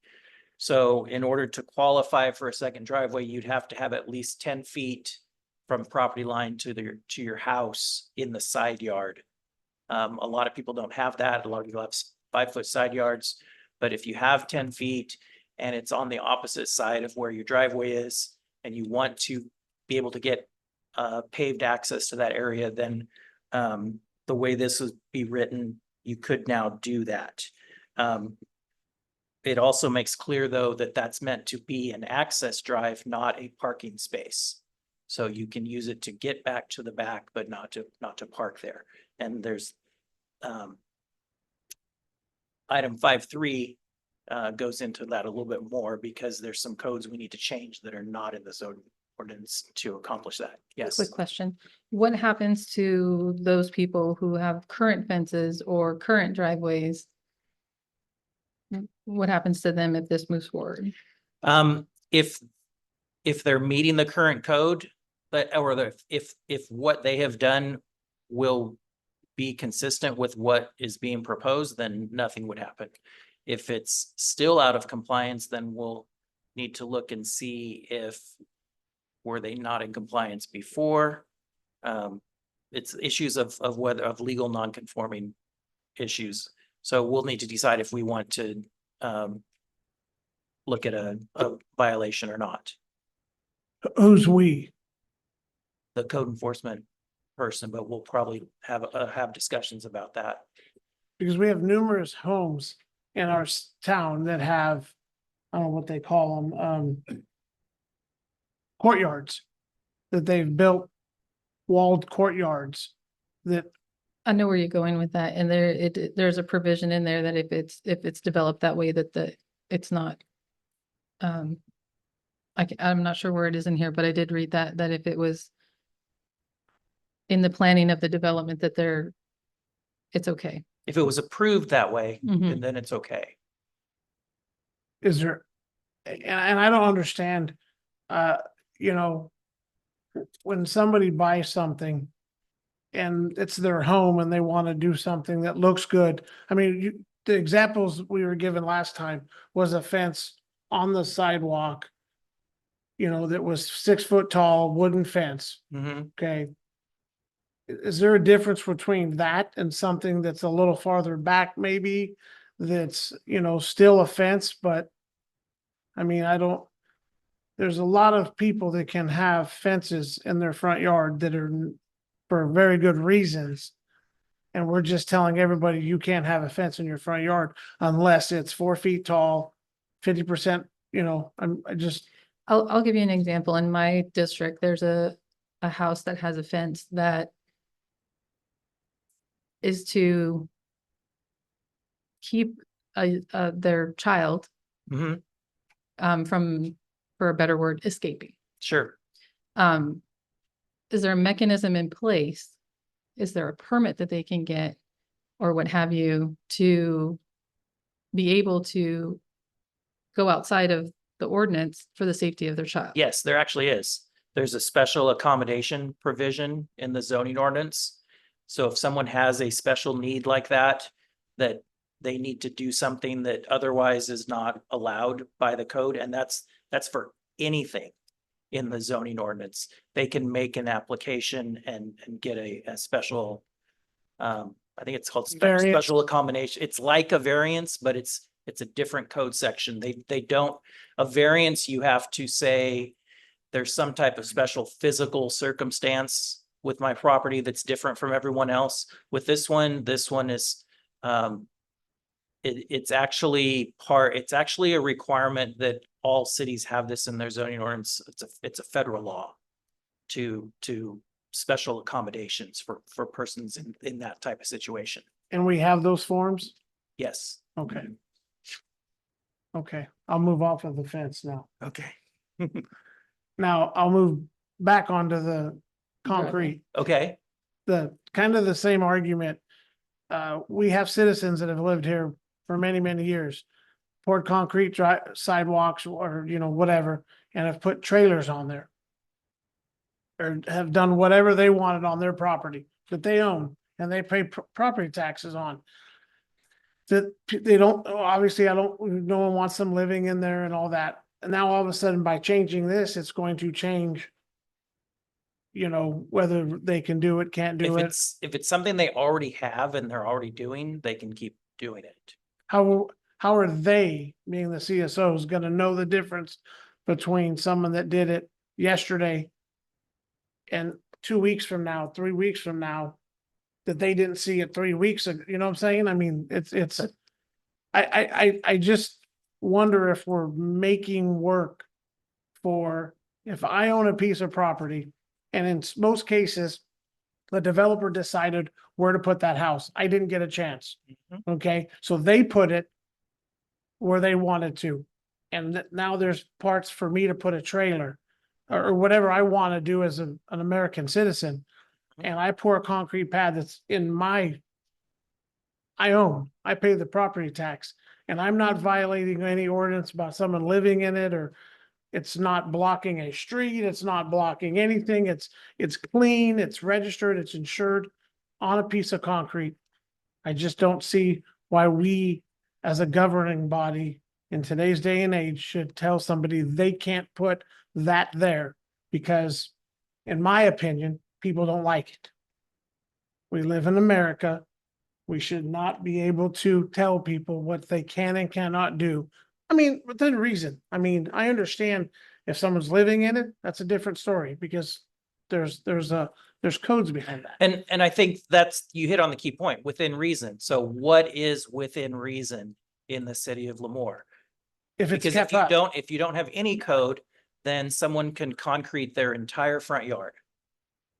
So if it's the code needs to be somewhere between where we are I get and that. that. Yeah, no, I And get so that. I what mean, we're adding is we're actually giving people more rights in this because we're allowing them to have a second driveway where currently they don't get to have one. but you're also saying you can't put nothing on it. So in the same breath as you're giving them something, You're Okay. making it a Well, non-parking spot. and again, you can decide if you want to strike that portion. That was what we heard at the study maybe session. keeping it So neat. I mean, if there's weeds growing through the concrete and there's, I mean, we have to, the same ordinance for the house we did the abatement needs to be for that. And to me, it's just a David Orton as a council member for one section that had a lot of people reach out to me about, you know, about their rights as citizens in our city, that, you know, we should not be, I mean, there's people that do a lot of things with that stuff. It's not just trailers. It could be, you know, old cars that, you know, that are registered and insured. I mean, obviously, if we're telling them they can't be on the street. So then they go out and spend the money to put the flat work in, do all the flat work, and they put it on there and they're trying to keep it up. And then we're gonna say, no, you can't do that. I don't think that's a good. And so I would like that. Just that one thing. I understand the flat work. I just don't think, and I like the 10 feet wide. All that's great. I just think, just me thinks that, the one line about how trailers can't be on there. She can. So what you're saying is you want to strike the portion that says they can't park on that new driveway. That's what I would like. Okay. I'm gonna weigh in, sorry. Okay. I agree with both of you. Of course you do. There was, in my cul-de-sac, there was a guy who had his huge RV parked right on the edge of his property line on the addition he created. And when they moved out, it looked a lot better. I'm gonna interrupt real quick because we're getting into a lot of discussion, so I'm gonna go ahead and open the public hearing. Mhm. Thank you. Okay. Do you want me to go through the other sections or no? Or Yeah, are there's a we? bunch of them. I know, this was the one, Yeah, I know. the rest of them, I'm like, I'm cool with the rest of them. I just wanted Okay, to see if I if can you don't get- want a presentation on the rest of them, that's fine. 'Cause I know we've talked about it before. Let's let the public talk. Don't we have to look at, I mean, we have to get to the public wants, agrees or disagrees, and then. You can continue giving your presentation while the public hearing is open. That's an option still. Not if she doesn't want me to. No, you need to read all of those words. You're gonna do your presentation. I'll go quickly. I guess what I'm asking is, don't we have to get some kind of thing to? Yes, we do need to have a public hearing. Yeah, Yes. Yeah. okay, So for the public who may not have been here, we'll have him do his presentation okay. and then we'll get public comment. Okay, so the next section is about tree preservation. Currently, there were 6 types of trees that were protected in the ordinance, and we're reducing that to just valley oak trees. And I think that was a consensus. That was a consensus at the planning commission as well. The next section is talking about changes to where certain uses can be, which zones they can be in, but in this one particular, tattoo parlors and mini storages or personal storage. So we're changing the tattoo parlors from requiring conditional use permits to being allowed uses in the commercial zones, including the downtown zone. However, we've added, you can see farther down, several development standards. What I've talked about in the past, objective development standards, where every tattoo parlor would need to meet those standards. And so that would replace them having to come to the planning commission and getting a conditional use permit, where the commission would probably impose standards similar to this anyways. So it's a way of streamlining the process.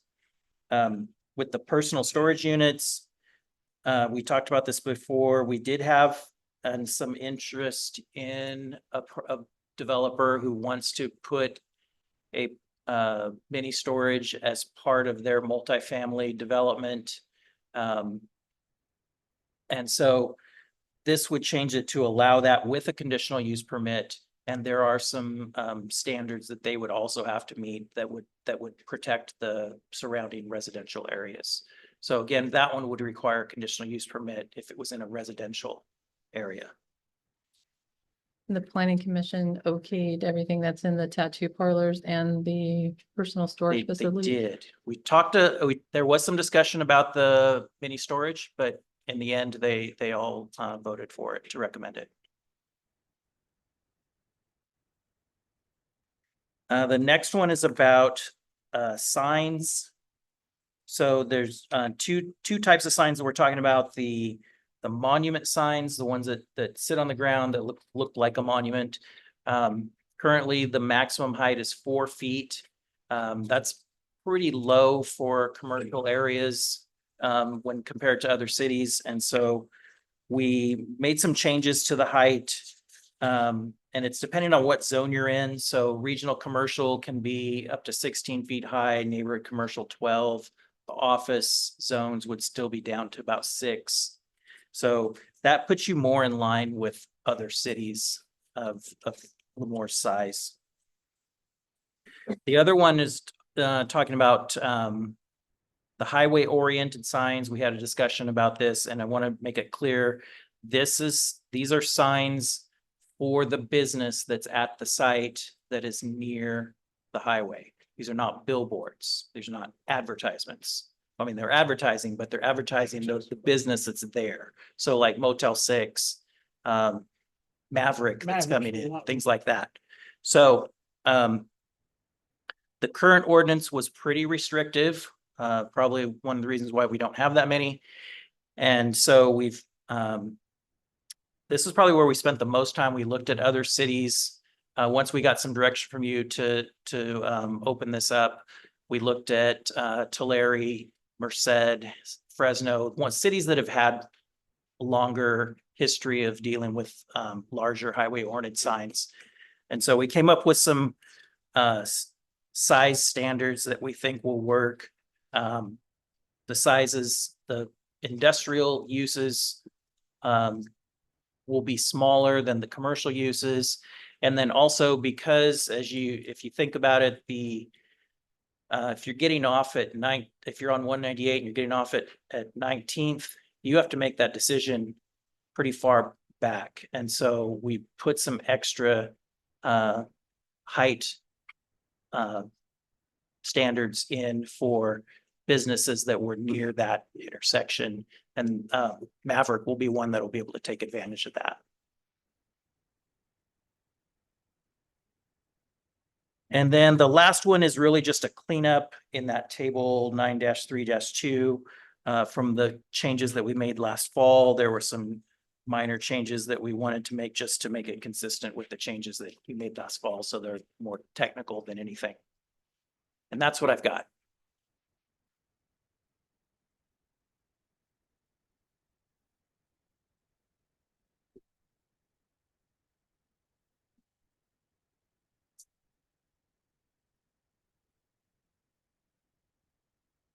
The table 3-9-3-2, sorry. Yeah. Where it says the RN zoning district symbol RN. Did we talk about the change, that change right there for low, medium density residential? Yeah, so what happened there is if you recall last fall, we made those minimum lot size changes and we should have made them in this location as well. And so this is more of a cleanup. So is that a number that you guys came up with, or did council give you that? This is the number that we approved last fall. I do not remember that. Okay. Okay, thank you. For multi-family homes? For the low, medium density residential. Yeah, the minimum from 3,600 to 2,000. That part right there. Yeah, I know. So you don't remember if we did that or you guys suggested that or? Well, Brent's. We suggested Brandt it, is it went saying through that- the process and it was approved. By us. Okay, Yeah. I just don't recall it. I don't either. I don't remember going down to 3,000. It was a different part of the ordinance. Yeah. So But, were you yeah. tricking us? I never try to trick you. That is one thing I hate to do.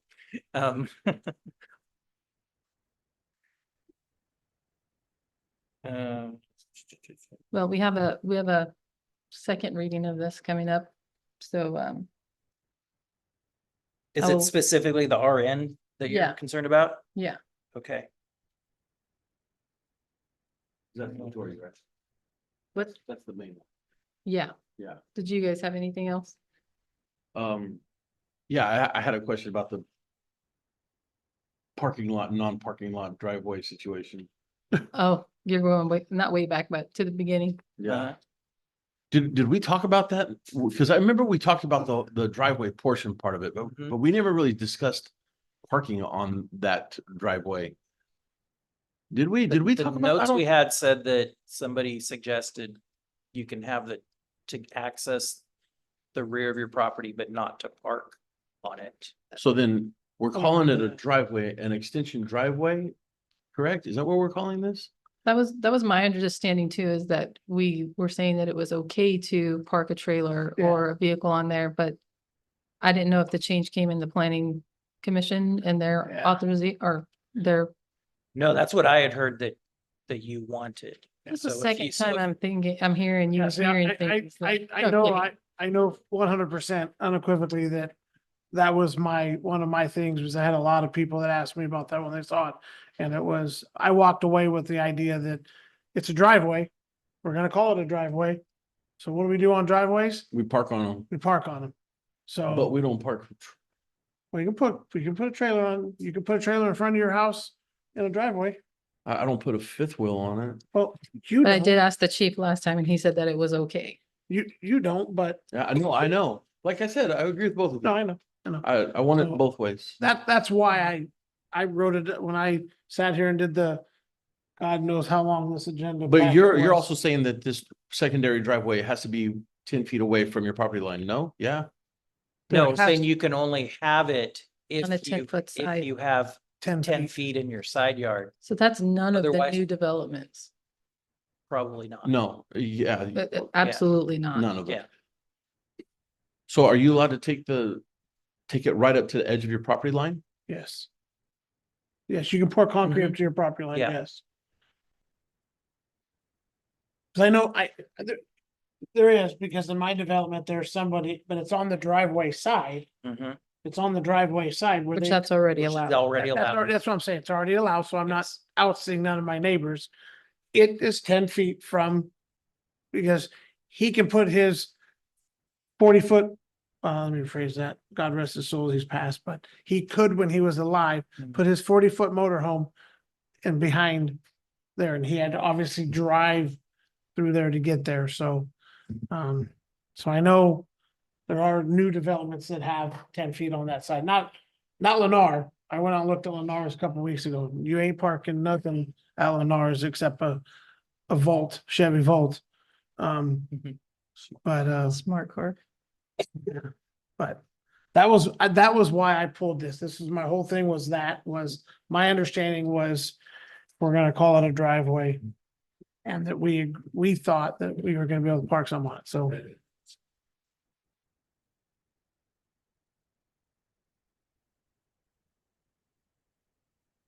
Were you gonna say something, Frank? Or are you just stretching your legs? Just keep in mind that adding another driveway is gonna eliminate parking in front of the property. Because of the curb Because of, yes. driveway. approach. Which would help. So that they park in the street, on the street. Oh, I see what you're saying, yeah. Yeah. It could help if you have a long front yard, but most new houses do not. Well, that's the thing. There's a lot of homes in this town that have it. If you CSOs don't drive around, look, but there's a lot of homes in our town that have that. And I think the outcome of pissing off 3,000 people over letting us put trailers on a piece of concrete that the homeowner made, did it all. I don't see am I beating the horse? A little bit. Yeah. Okay, cool. Then I'll stop beating the horse. If we agree, But I do agree with you. okay. And also, And The other me, side. and me. yeah. Huh? Well, hey, I heard he agrees. That's all I care about. So You on, agree? on this 5-2, is there any public comment on this item? Is there any online, Crystal? Oh, sorry, go ahead.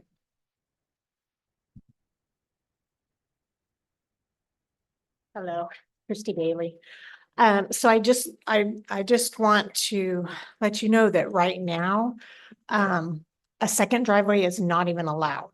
So concrete anywhere other than, extending your existing driveway is not allowed. So, at the study session, we had a very mixed conversation. And, we had, council members that thought that, you know, it's my property, I have rights. And then we had council members that, didn't necessarily had experiences, just as we've heard tonight, have had experiences where the motorhome or what have you was, all that they saw when they looked out their window or what have you. So, what we were trying to do was create a happy medium and allow you to have a driveway so that you could at least access your rear yard, and then, you know, put in the driveway, put in either the California strips or a driveway and park your RV.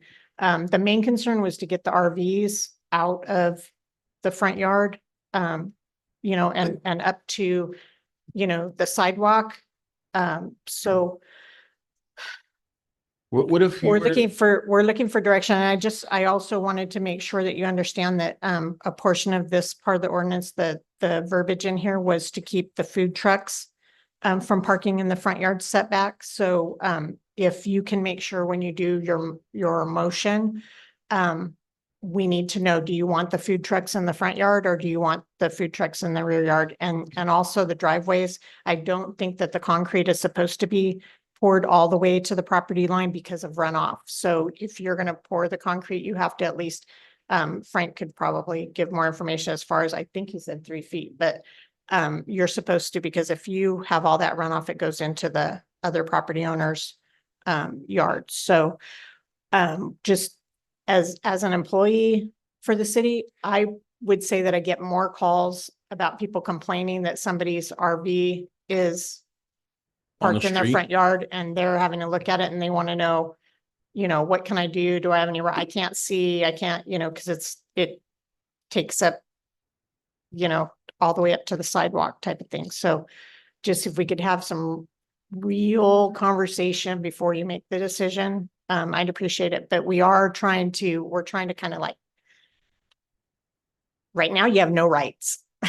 So And as far that's as my your yard, point. so we're trying to make it so that you have the right to, if you have that, if like, you know, if you have the 10 feet, then you should probably have the 10 feet in the backyard. And if you can, if we're allowing you now to have the drive approach, then fine, drive it up and throw it in the backyard. So that was all we were trying to kind of make the people that don't have an RV and the people that don't want to see an RV. Every time they walk out their front door, they want to maybe see down their street, but instead they're seeing somebody's RV. That's what we're just trying to make most of the people, you know, happy to compromise. But What you if- could still have, What if you were to do like an easement for parking purposes, a 4-foot property line easement? what do you mean? Like you can't park within 4 feet or 3 feet of your property line. The front property line, or is that what you're talking about? Yeah, So where you'd be back away from the street? no. So like the driveway, if you pour a new driveway and instead of pulling, well, I don't know, maybe Frank can help me on this, but maybe that driveway, you know, you have to keep it at least 3 feet from your property line. Now you're going from 10 feet. You gotta allow 13 3 feet. feet for drainage. Now you're going to 13 And feet. then No. He's talking about from the back of sidewalk, right? Well, From the edge of the property line. so yeah. But From the side? sidewalk or the side? Sidewalk, side, front. 3 feet back, front to back, or from the right? Right. to- From the sides. Yeah, that's So- what I thought he was. talking So So right now, so what it is the wing of the driveway is supposed to be, is right now our city standards be 3 feet from the property line to the top of the wing that creates the drive approach. The lots drain, of course, from the rear yard to the front yard. A lot of them are doing it through a drainage system, but the old system was a natural swale that was created between their property lines. So when they put in these driveways, they disrupt their storm runoff from the rear yard to the front. So when they come and ask, we suggest that they either move the concrete away from the property line to allow the water to drain, or they have to design it to where their concrete is gonna slope towards their property and not out to their neighbor and out to the front. I thought Councilmember Lyman was talking about, assuring that the mobile homes are away from the sidewalk, because it is a visibility issue when you have pedestrians that are walking on the sidewalk, and you may have a RV on the driveway and on the other side of some situation. You might have two vehicles. So now you pretty much have boxed in the frontage of the lot, but it could be a visibility issue for the neighbor backing out of his driveway, if the driveways are connected. If they're on the other side, it may not be an issue, but if we have two driveways that are side by side, you are gonna have a visibility issue.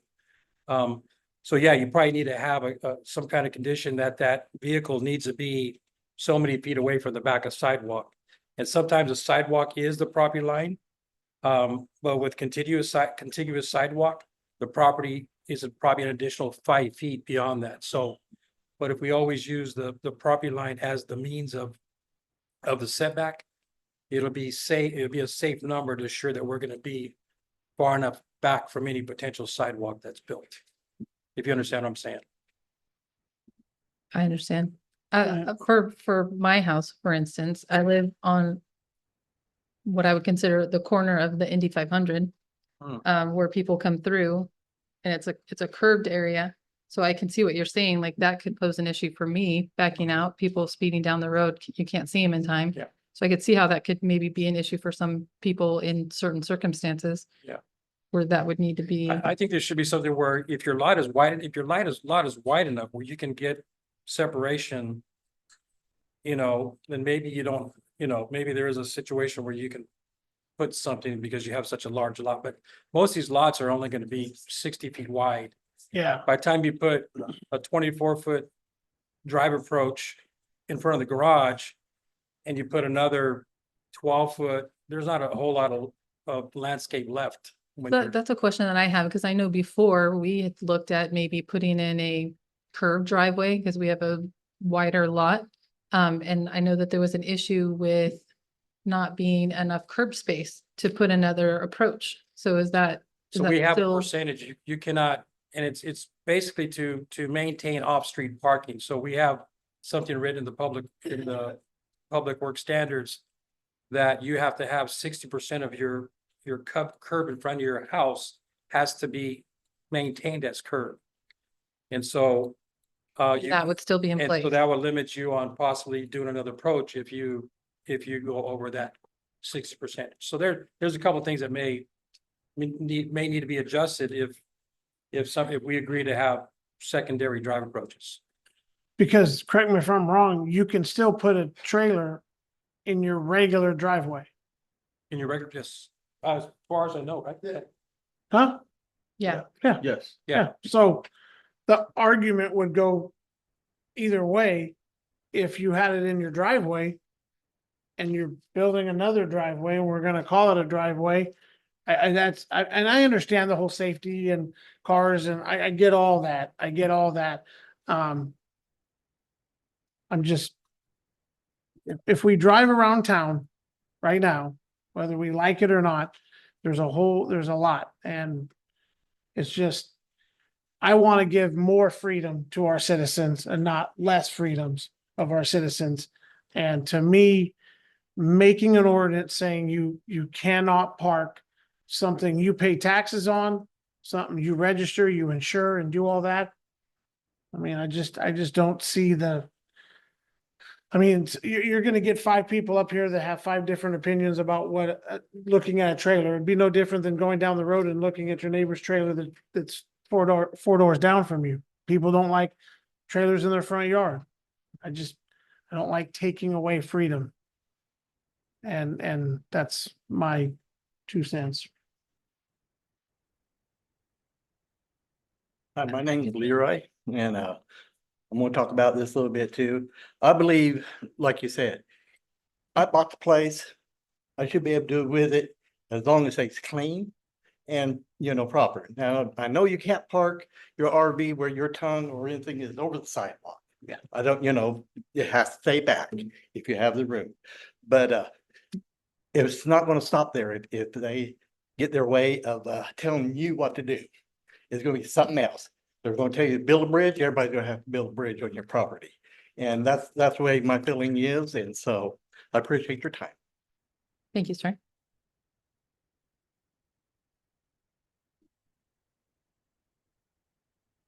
Concerning RVs. If you've got a big RV and you park it on the street, I believe there's a 72-hour limit. And that can be taken care of real easily. Just make a call to the appropriate government office and they will come out and tag it. And it will be taken care of. And that happened in my neighborhood. And we occasionally have an RV parked there, but they're usually there for just 2 or 3 days, then they're gone. Unloading, loading, stuff like that. I mean, if you want to live in a neighborhood that has an HOA that says you can't do that, I mean, the golf course has an HOA that I do believe that says you can't put a trailer anywhere in your front yard. Well, that's what the good Lord gave us the option in America to do. I agree.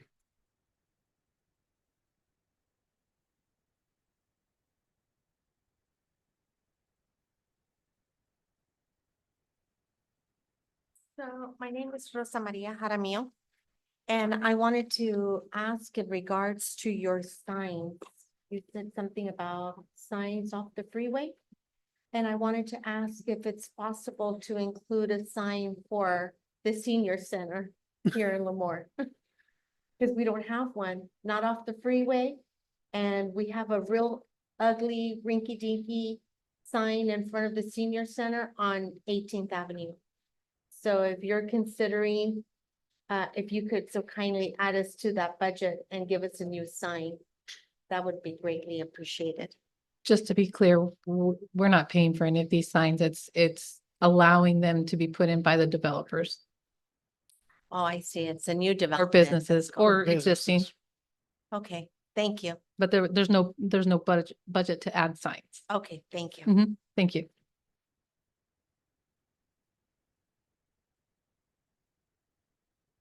Is there direction from council on 5-2? Well, I would like to make it to where we can park trailers on there. That's your motion? That's my motion. Does it have to be a motion? Well, Christie had asked for some clarifying words to that.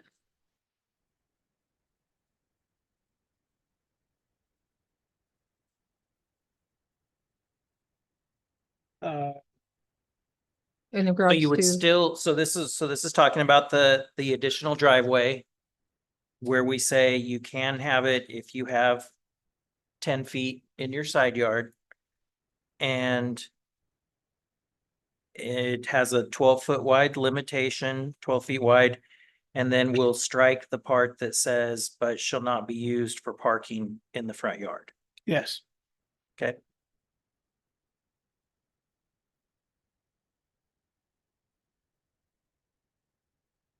just for the record, I am gonna go back and watch that other meeting, and if I agreed to the 300 or 3,000 square feet, I will not pose an issue in the next meeting, but if I didn't, just be prepared.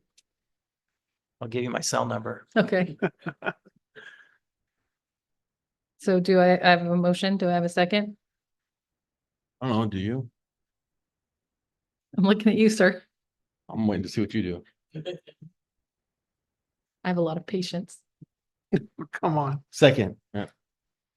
I have a motion by Councilmember Orth and a second by Councilmember Lyons. Councilmember Orth, Yes. Yes. Councilmember Lyons. Yes. Yep, there you go. It's on you. I so want to just table this, but I understand the timeline. And there is another reading. So. But then I also don't want to be a hypocrite by So he's just say yes. saying yes and then changing my mind next time. But Well, next time you'll have 2 more votes too. that's true. So this just allows it to move forward. I will. As modified, please. As modified. As modified. I will reluctantly say yes for now. Okay. Is there anything specific you want me to bring back additional information for the second reading? For the what? I'm sorry? For the second reading? No, I'm The gonna, minutes from the I'm gonna first. watch I'm gonna watch the meeting. Okay. Mayor, I think the vice mayor asked for some photos if we could provide. Oh, those. yes, add photos Difference to, between 3.5 and 4. Okay. and Yeah, what- as well as the signs, any photos that you can add to the presentation would be good. Might as well throw in a couple. I think we RV had some, at least in the online presentation initially, there were some photos in there. Yeah, there was a bunch of photos of Yes. trees and stuff. I will publicly take the blame for that.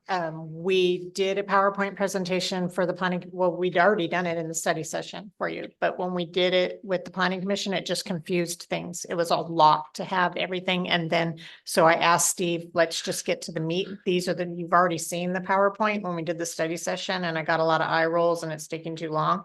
So I asked him this is what they decided on, let's bring this. So I own it. I We'll make apologize on sure- our behalf. We'll make sure you have pictures next time. Sorry. So we have Thank a you. PowerPoint all ready to go. Okay. That was Christy not throwing me under the bus. Okay, so it looks like it passes 3-0 Okay. and close the public hearing.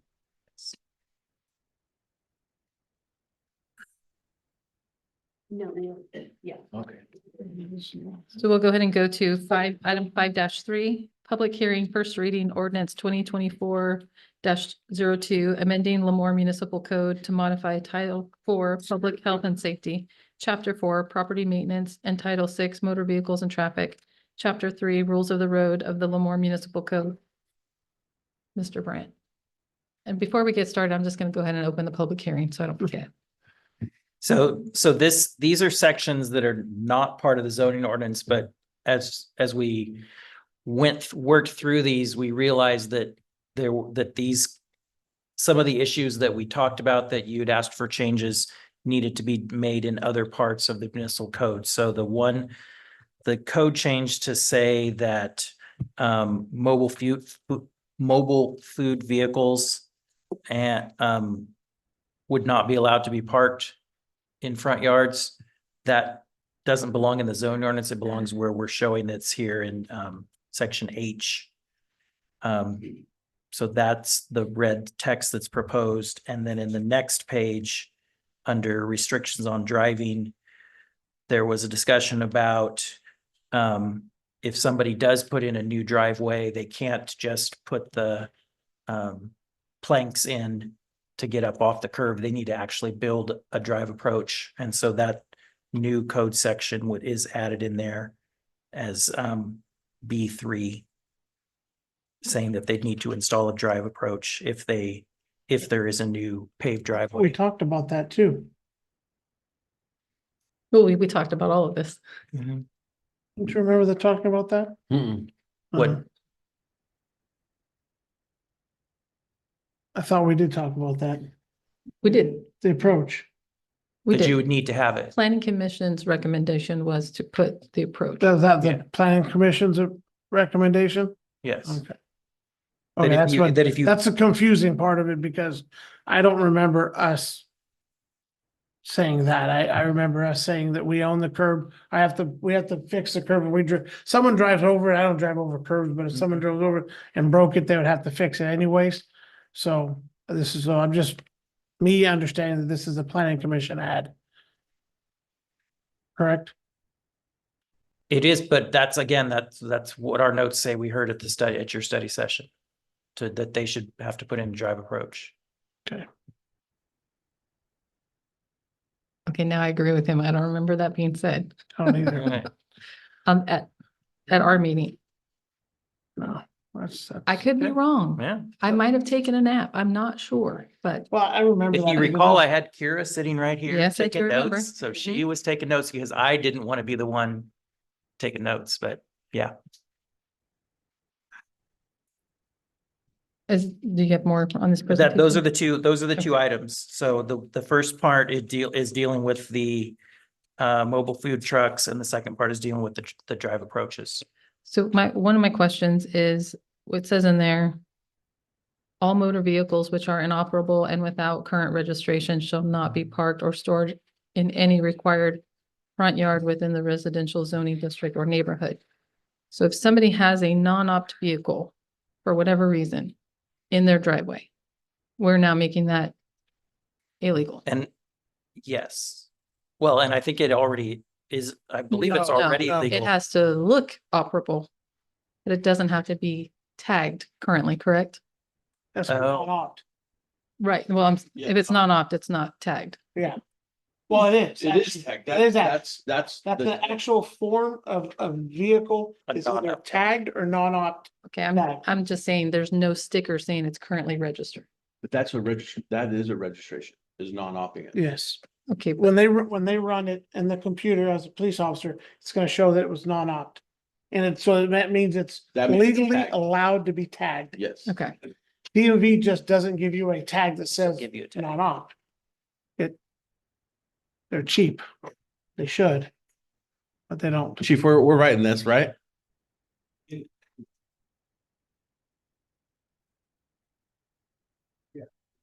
You're not wrong.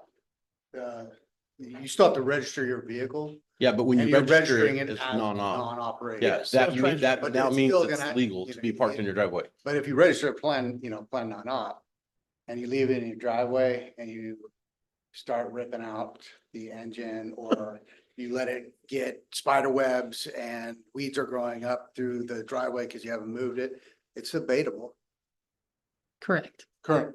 Well, yeah, that concept is debatable, but if somebody owns a vehicle that's non-opt, they're working on it because they can't afford the Garage. $500 an hour garage fee, but they're working on it. They're actually doing it and they non-op it and there's no weeds growing in it. There's no, I mean, obviously cobwebs are gonna, not- spiders are spiders, they're gonna grow.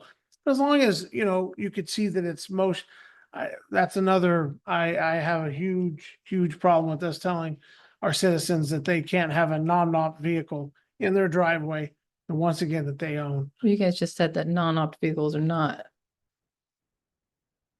Well, in this. It's non-registered or interoperable. I thought you said non-op. well. That non- was me. Okay, but but you said non-operational. Mhm. Most Oh, I see what you're non-op saying. are non-operational because they can't afford to make it drivable.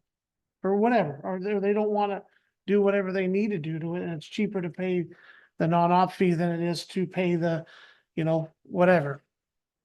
So I know we talked, and my question about the food trucks is, so now we're gonna tell people that have business licenses that they can't park their truck in front of their house overnight? Or do they have a business license? Well, I mean, that's for some, I mean, if they do have a business license and they live in our city limits and they own a food truck that they take home and park in front of their house and then get in it the next day and drive to a spot to feed somebody. Once again, I have a really hard time with telling business owners in our town, you can't park your business in front of your house that you live in. Long as if it's there 3-4 days, 7 days, 72 hours, however the long is, that's a different conversation. But if someone parks a food truck in front of your house, I think we're getting a little heavy-handed on the people trying to earn a living in this time and age. I have a problem with that. I think we're getting a little heavy-handed on that. But I'm just one of 5. Well, right now you're one of 3.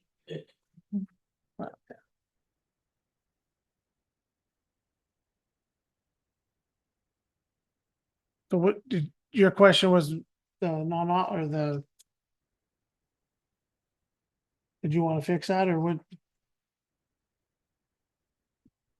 No, I think my question was answered. I mean, what's the definition of inoperable? Looking like it's not running, correct?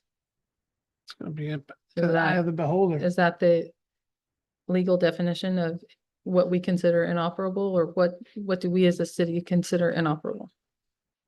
Like if it has no tires on it, that obviously inoperable. If it's on jacks, obviously inoperable. But if if there's cobwebs on the tires, that means it's not been moved in a Gotcha. few months. I Yeah. can agree with that. Yeah, the way this reads, it doesn't look like it reads for a non-opt vehicle. Yeah, if you look, like our existing ordinance says, if you read I right now on the, that's the standard. That's the Gotcha. current standard. I think it's fine the way it's written. Because it still allows you to have a non-opt vehicle. I think Councilmember Orth's issue is the mobile food vehicle. Mobile food truck.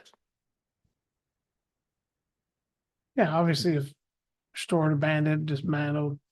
Yeah, I mean, if it's registered and it's in your front yard, you should be able to have it.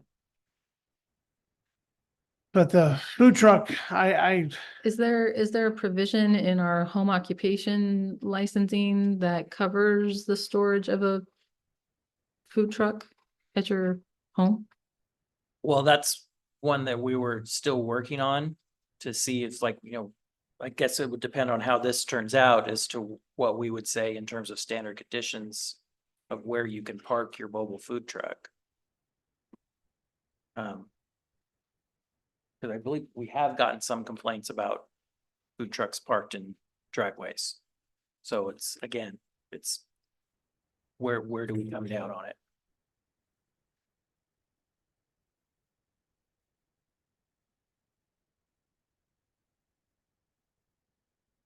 I come that we're in America and we can park whatever you own in your front yard. Then I If- could argue that you could park Well, a I piece mean- of junk in your front yard too, and you shouldn't say anything about that. Well, I mean, it's a food truck that's being used probably every day for his business, for that person's business. Not saying an abandoned food truck. I'm saying a food truck that leaves at 6 o'clock in the morning or whatever time and goes, does his job, comes back. Or he, or whatever, comes back, parks their car, goes in there, takes it, goes to sleep and is earning a living in our town. We're now gonna tell someone you can't, then where are they gonna put their food truck? They can't put it in front of their house. Where are they gonna put it? You're gonna make them buy a warehouse to go put it in a warehouse? Well, I understand that. I understand your reasoning, but I can also say that if I need to replace my engine and I have to go on YouTube to figure out how to replace my engine, it's gonna take me a while. And then I would be, I'm still trying to make a living. I'm trying to get my car fixed so I can go back to work. What's the difference? There is none. You should be able to fix your engine. Huh? Maybe I shouldn't have said engine. Maybe I should have said something a little smaller, like my brakes or something. I don't know. But you're saying I Well- can't fix my brakes either. Yeah, she just said our ordinance says you can't fix a car. There's something wrong with that. So that means someone can't change their oil in their front yard? Well, that needs to be changed too. That's, Yeah, that's somebody's flipping the. it's you. so crazy that we cannot fix our cars, change the oil in our front yard. We can't rotate our tires? That's repairing. That's crazy. That's, But I'll tell you what, here's one thing I've learned. There's a reason why it's there. yeah, because people think they can tell other people what to do. No, it's because in the past, some people have probably turned their front yard into a garage. Well, then there's ordinance for that. That's what it You is. can't Can run tell a you, get business. rid of It's the the ordinance ordinance. for. No, This you is- can't run a business out of your house unless you have a license to do that. But somebody rotating their tires in their front yard is not running a business. That's apples and oranges. Someone changing their oil in their front yard. No. Well, yeah, I did, but then I did say Changing brakes, changing my brakes. changing or brakes, it's whatever. repairing your car. Yeah. I went Changing on- tires is repairing your car. Look, you guys, if it's not broke, don't fix it. Well, yeah, but maybe we need to fix the authoritarian. Is there idea. problems currently with people wanting to repair their car in their driveway and they're getting told no? I don't think so. Is there an issue with doing maintenance on your car in your driveway? If there's no issue with it, why don't we change it to where it's okay? Because then you're gonna get someone that says, right here, says you can't do it. And you're gonna have some person that says you can't do it. Because that ordinance was probably put in place once upon a time. 100 years stop ago. People from doing said things. And is if there's no fuss, what are you fixing? You're fixing a nothing problem, even by talking about it. Well, the food trucks is somebody. Okay, thought of let's get that. back to the food truck and so let's not, we don't need to talk about repairing someone's brakes in their front yard. That's a non-issue right now. Well, in your opinion, No, no, no. Well, we It's just literally clarified that what it we're was, not talking it about. was, maintenance is allowed. Just not. repair. Repair. Yeah, Please. please. One thing you just need to consider is that the fire and life safety, these trucks come back Hmm. with hot oil. They have large Propane propane tanks. So we just need to, if we are gonna allow these, we probably need to have some conditions to protect neighbors from possible large vessels of propane tanks in these large food trucks. Hey, I just, to me, we need tax revenue. So we don't need to be running food trucks out of our town that could possibly be doing tax revenue. That's all I'm saying. We can't on one hand say we're gonna do this because we're not business friendly, but then again, we're gonna say you can't do this. That's all I'm saying.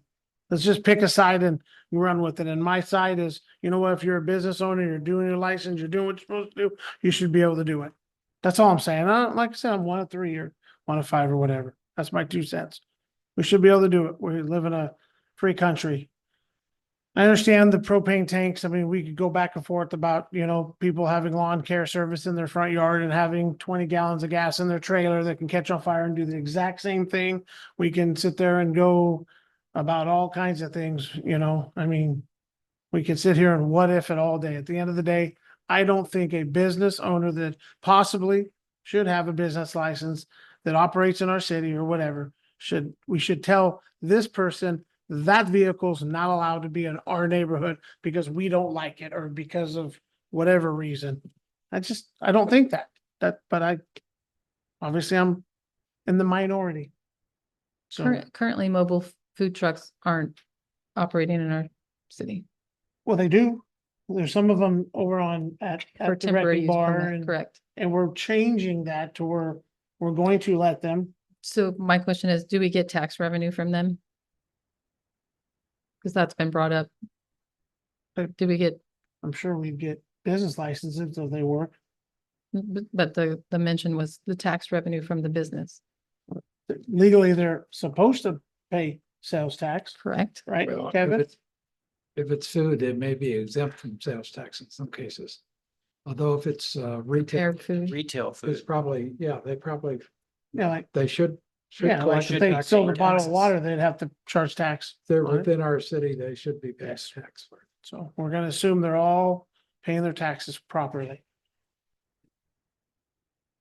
Mr. Reed,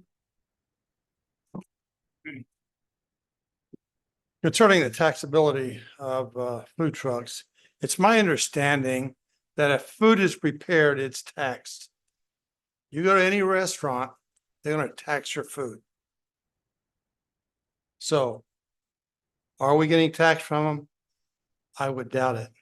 I think we're in a big argument here over something that doesn't need to be argued over. If it ain't broke, don't fix it. I'm sorry, I disagree with you, Mr. Orr. Everyone can't get everything that they want. We gotta take what we can get when we can get it and let the rest of the stuff go. Thank you. thank you, sir.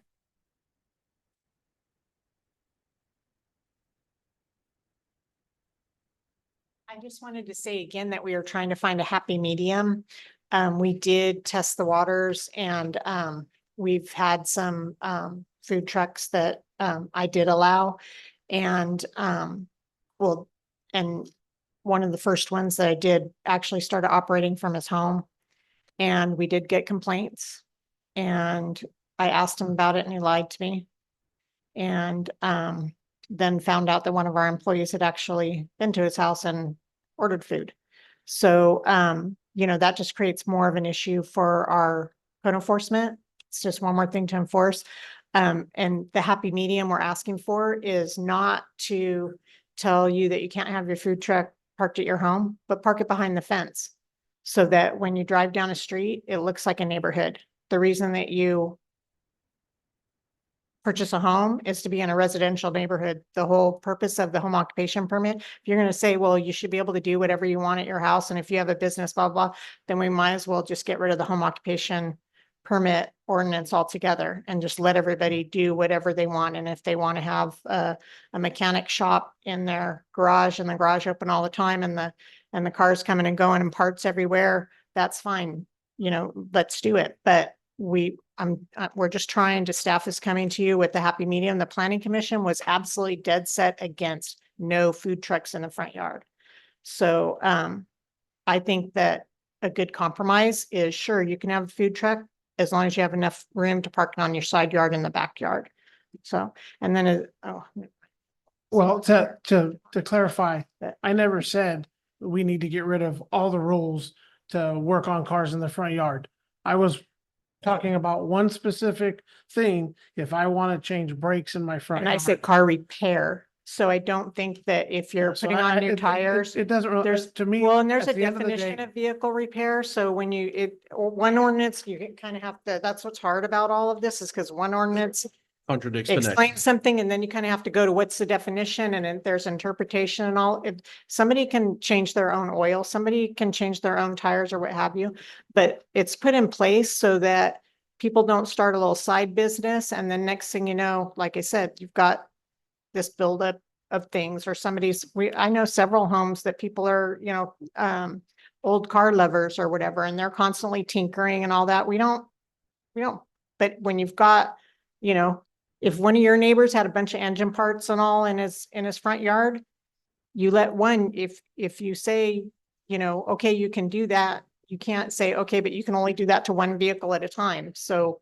next thing you I know, they didn't say might none have of that. more. So we I never just said try to any of make, that. no, I'm I never said sorry, any I'm of that. saying you, I'm, Okay. that's probably not the right word to say, but I'm just saying that we just try to kind of have a happy medium so that, it can all be interpretation, so we can keep Yeah, the I majority understand of that. people happy. I And understand Christie, that. when you say car repair, you're talking more of like a business. Like Patty was saying, pulling out the engine and starting, vehicle repair in your front yard, like you're constantly got something going. It's Yeah, one like thing, you're- everybody like you're running a has, business. whatever, oh my, I don't know car parts, but my radiator broke or running a whatever, and you got to business. replace it. It's not what they're saying.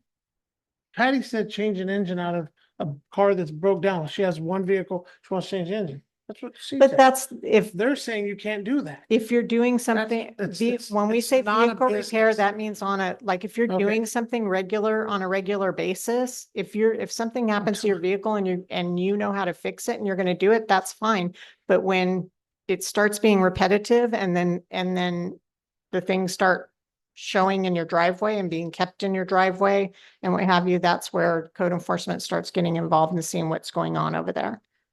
I think it's difficult to write an ordinance and a regulation that deals with every type of repair possible. I think at some point you have to have a reasonableness of the enforcement.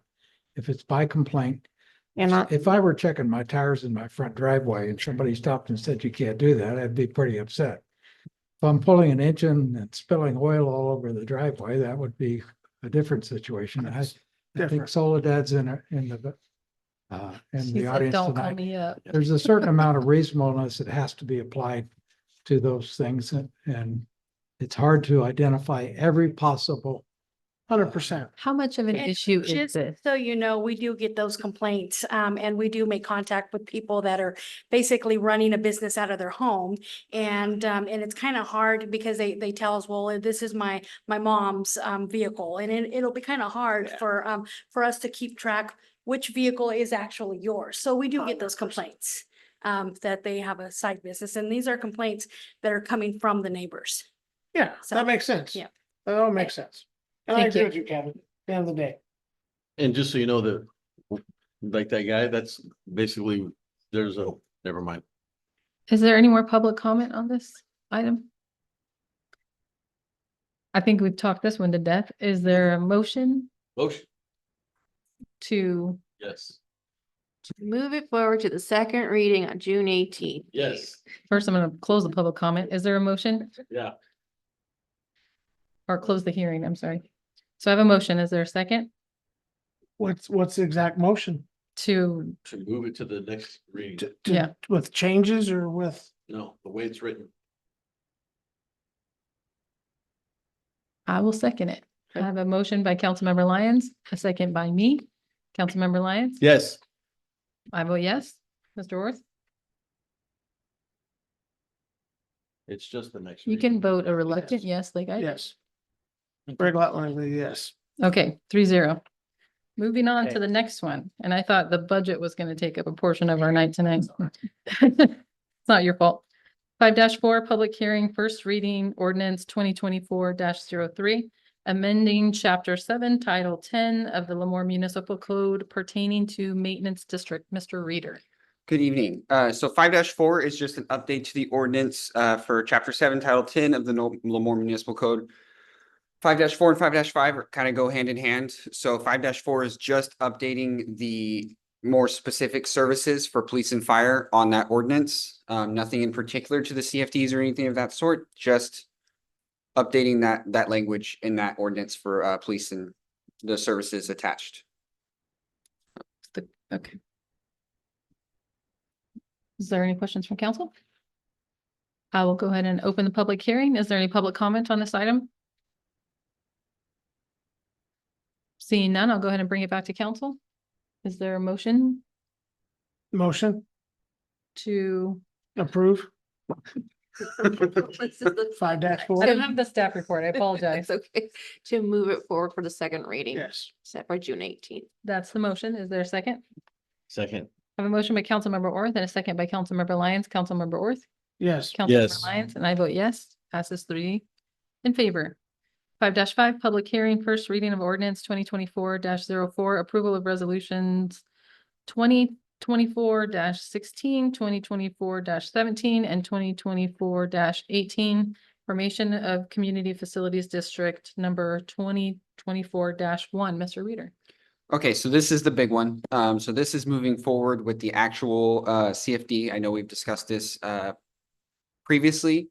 So this is an all-encompassing one. I know we don't typically add, I'm sure you've seen in the past, we don't typically add all the resolutions and ordinances together into one.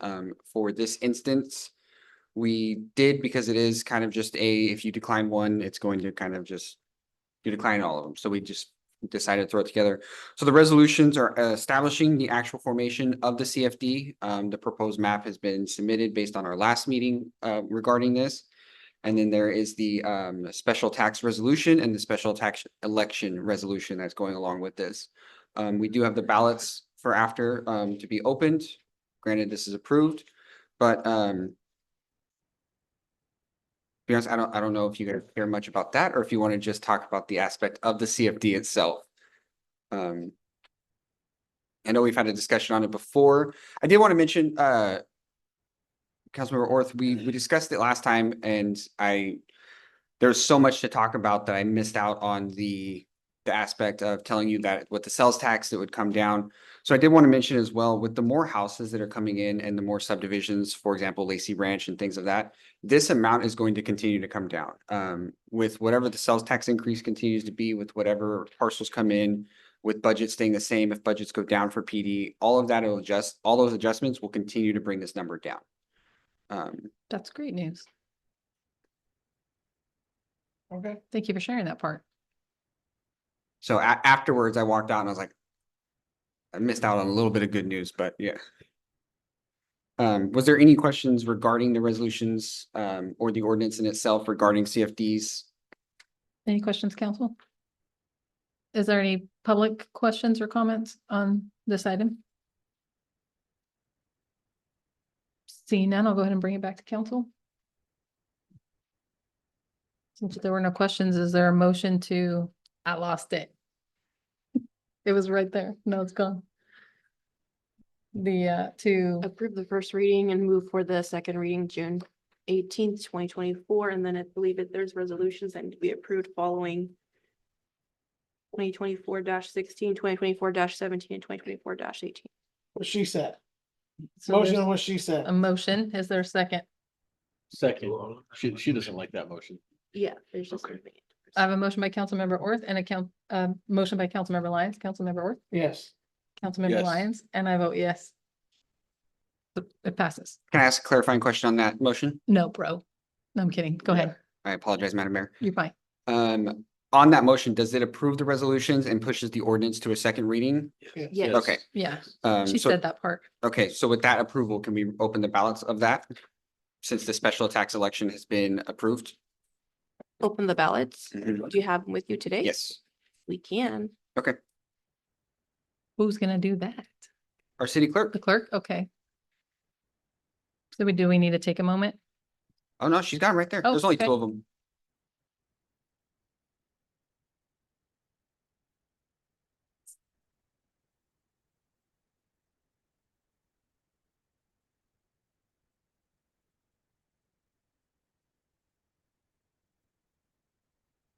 I should have ate dinner before I got here.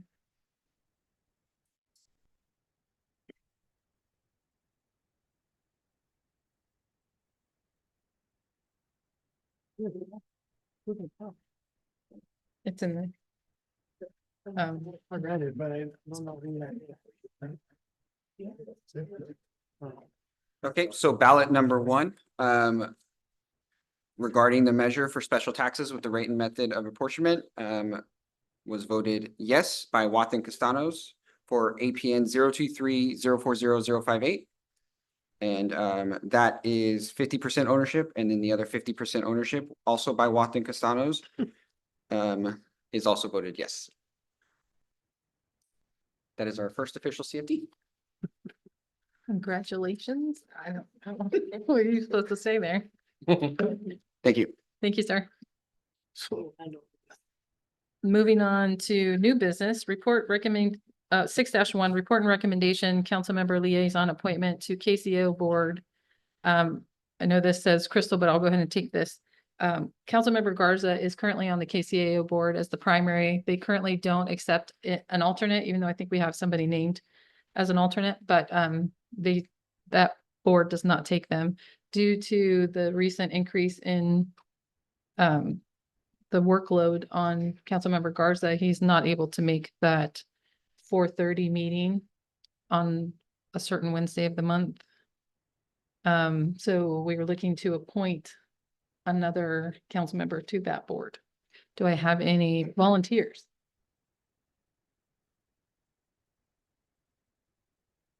It's the third Wednesday? It's at 4:15, I'm sorry. Third Wednesday of each month. It's a, It's a long meeting. yes, it's a lot. It's in depth. Mm-hmm. Served on it for 4 years. It's a lot. Yeah, no, I can't. I can't. I'd like to nominate Frank Gornick. Yeah. If he was here, I would say absolutely, but I'm a little leery. I don't want to put somebody on there Oh, no, that's a motion. that. You can table this since there's only 3. My only concern is that they will be having a meeting and we will have no representation on there. So obviously, Mr. Garza is not able to. I cannot. The work schedule doesn't allow it. I used to be able to do it when I was in fire, but can't do that no more. I will volunteer myself if I can talk to Mr. Gornick and he volunteers himself. Maybe in the next month we can bring it back and put somebody on there. So Frank's the only option if you can't do it. Johnny's getting off. Yeah. I say we just go ahead and make Frank the guy No, and let him know. no. I would love to do that. Let's table it to the next, to either the next meeting or the August meeting would be my vote. Then we have nobody there. Well, we're not gonna have anybody there as it sits. Correct. And that's the issue is we haven't had somebody there. So then take it for the team and go. Or does it interfere with your work schedule? Volunteer. Okay, I nominate you. Do we have to vote on for? Okay, so I will take the spot. Do you have a Okay, motion? Motion, Is there a second? Second, Mr. Lyons? yes. Mr. Orr? yes. I vote yes. Boom, done deal. God. Moving on to 6.2, report and recommendation approval of agreement between the city of Lemoore and Flock Group, Inc. for software platform and budget amendment traffic safety fund. Chief Kendall. You are, hey, you work sometimes. Good evening again. So Flock Safety, I had sat down with them a little over a year ago. I think we've talked about them before. This is a project that kind of put on the back burner, so to speak, due to budget constraints. It also gave us a little bit of time for Flock Safety to get implemented into the surrounding jurisdictions.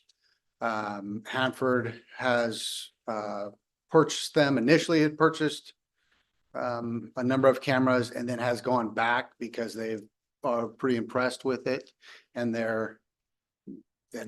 how they work and the results. And they've now made another purchase of cameras. The Sheriff's Department has also purchased cameras, as well as the DA's office already had existing cameras. We get to kind of see how they work and how they integrate with really what we do every day. It's really not uncommon that if I'm watching our RMS system, that Hanford gets multiple Flock Safety hits a day on a stolen vehicle or an otherwise crime vehicle.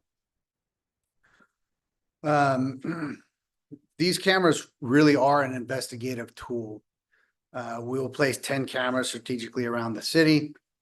The information gathered is used to help identify locations of stolen vehicles or those vehicles associated with criminal activity.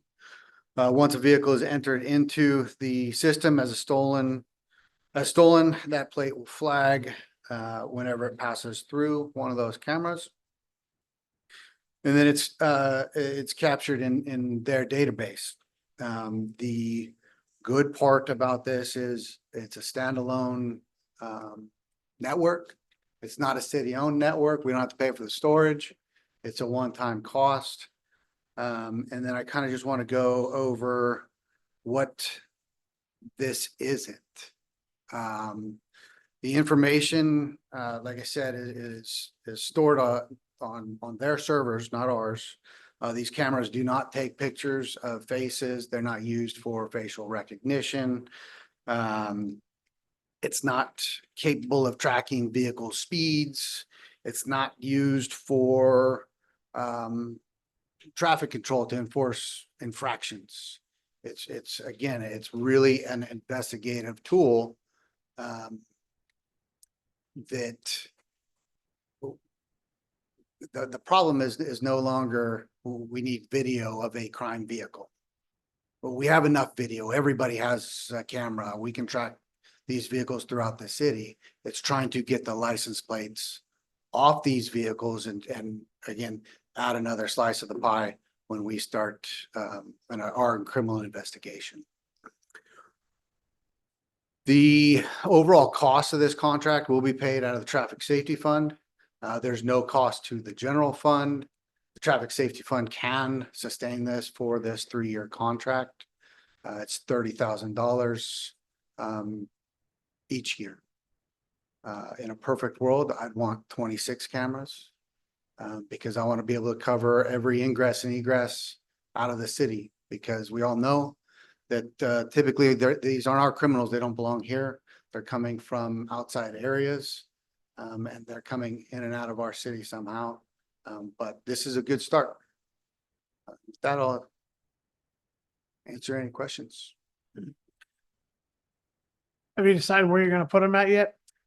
When I initially sat down with them, yeah, we have everything kind of set out where they're optimal. Yeah. And that was a collaboration, obviously, between. Yeah, with what they, obviously they're the experts. Yeah. They're putting these, the city of Fresno has, I don't know how many thousands. Hanford has, I see them every day, a Right. bunch. When I went to League of Cities the first year, Mayor Matthews and I talked to him for a little while, and they pretty much sold me on the idea of it. And so I know I did some math. I know we have about 7 or 8 ways of coming into our city. Are we gonna cover most of those, you think?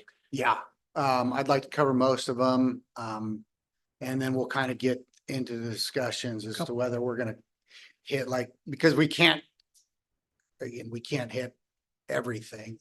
Yeah. What major intersections we want to put them at. And again, they're movable. They have solar power. We don't have to run, hardwire them into the city infrastructure. So it kind of makes it nice. And they're internet based, right? Yes. Like cellular Cell, internet or something, yes. so, internet, yeah. Yeah, it's their network, not ours. Are these fully warranted? Yeah, there is. Well, it's theirs though, right? It's theirs. It's It's theirs. essentially. They own it, we're leasing it from them. And then at the end of the 3-year contract, we obviously have to, re-up and decide whether we're gonna move forward. Do you have a current plan on how to fund that 30,000 after the 3 years? After 3 years, Mhm. I can project out. I think that the traffic safety fund is close. But I also fund a lot of others like crossing guards. Mhm. It's a small fee. I don't think I can sustain both out of that fund. So potentially after year 3, it could have a small impact to the general fund. Good, or we just don't continue the contract. Gotcha. I also want to note that if funds haven't been appropriated, that's a way to terminate the contract without consequence. That's allowed by the California Constitution. And that's in the agreement. Noted.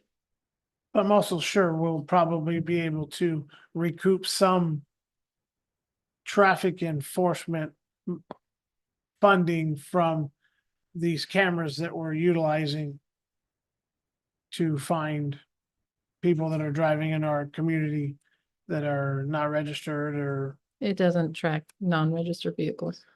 Any vehicle we or tow, stolen. yeah, a stolen vehicle, if we tow it, we recover those costs, Yeah, on towed vehicles, stored vehicles.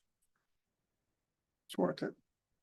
Just want to be clear that does not check for registration or any other violations and does not provide alerts on those issues. It's on a hot sheet. Yes. Are you talking about non-opt vehicle? No. We're done with that part. So Lucky. as David Orth said, we've looked into these for several years now. I know we've had conversations with you about them. I also watched the Hanford City Council meeting when they were bringing it forward. I think there was every question under the sun that could have been asked and even more than I could have even thought of. I don't have any questions because they've all been answered, but looks like council doesn't have any questions, so I'll go ahead and open the public hearing. And Hearing. take, oh, we're in a new business, sorry. Yeah. I'll take public comment on this item.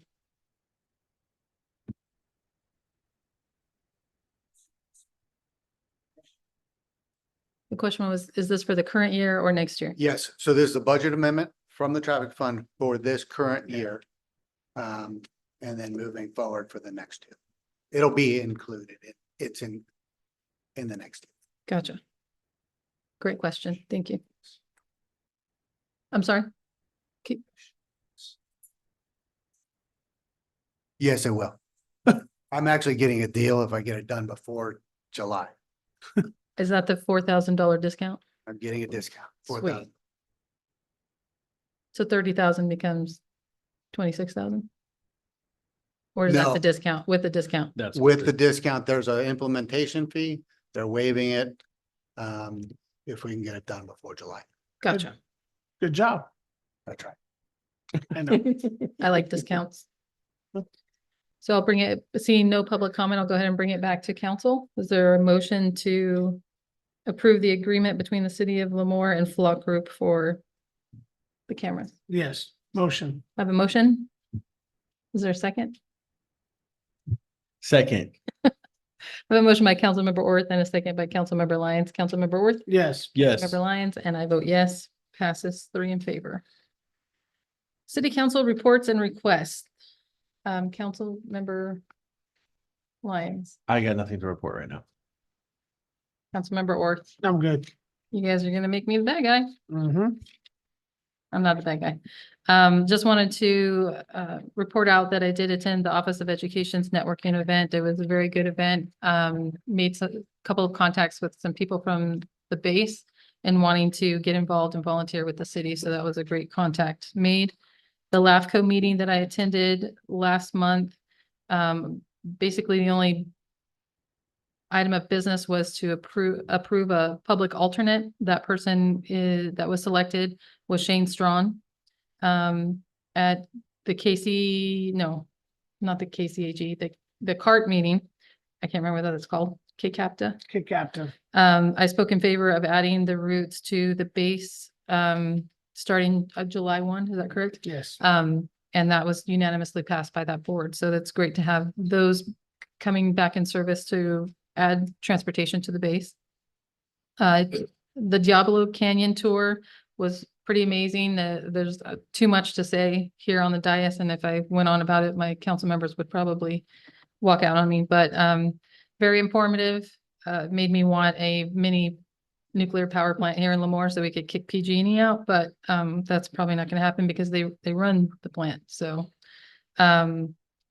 West Hills hosted a water meeting with the Kings County Farm Bureau that put it on. It was a great informative meeting with all of the Sigma and GSA issues and the probation for the Tulare Lake Subbasin and what to do moving forward. Also wanted to note that there's the Veterans of Foreign War in Hanford, American Legion Post 3 will be hosting Kings County Women Veterans Recognition Day and Celebration and Resource Fair in conjunction with the Carnegie Car Show at Civic Park this Saturday. There's a League of California Cities Mayor and Council Member Roundtable coming up that next week that I'll be attending. Also, the South San Joaquin Valley Division meeting in Bakersfield, I will also be attending on the city's behalf. And if I can just make a recommendation to council, once you're able to review the budget email that we got today, if you have any questions, if you could please forward those to Ms. Champion in advance so that she could be more prepared for our June 18th meeting, so that instead of us asking questions on the fly, they can have that information ready for us. That would be much appreciated by staff. And with that, we will go ahead and adjourn the meeting. Hopefully I remembered everything. No. We have closed session. See, I didn't remember everything. All right, move closed session, item 1, Government Code Section 54957, Public Employee Employment, Title City Manager. So we're going to go into closed session.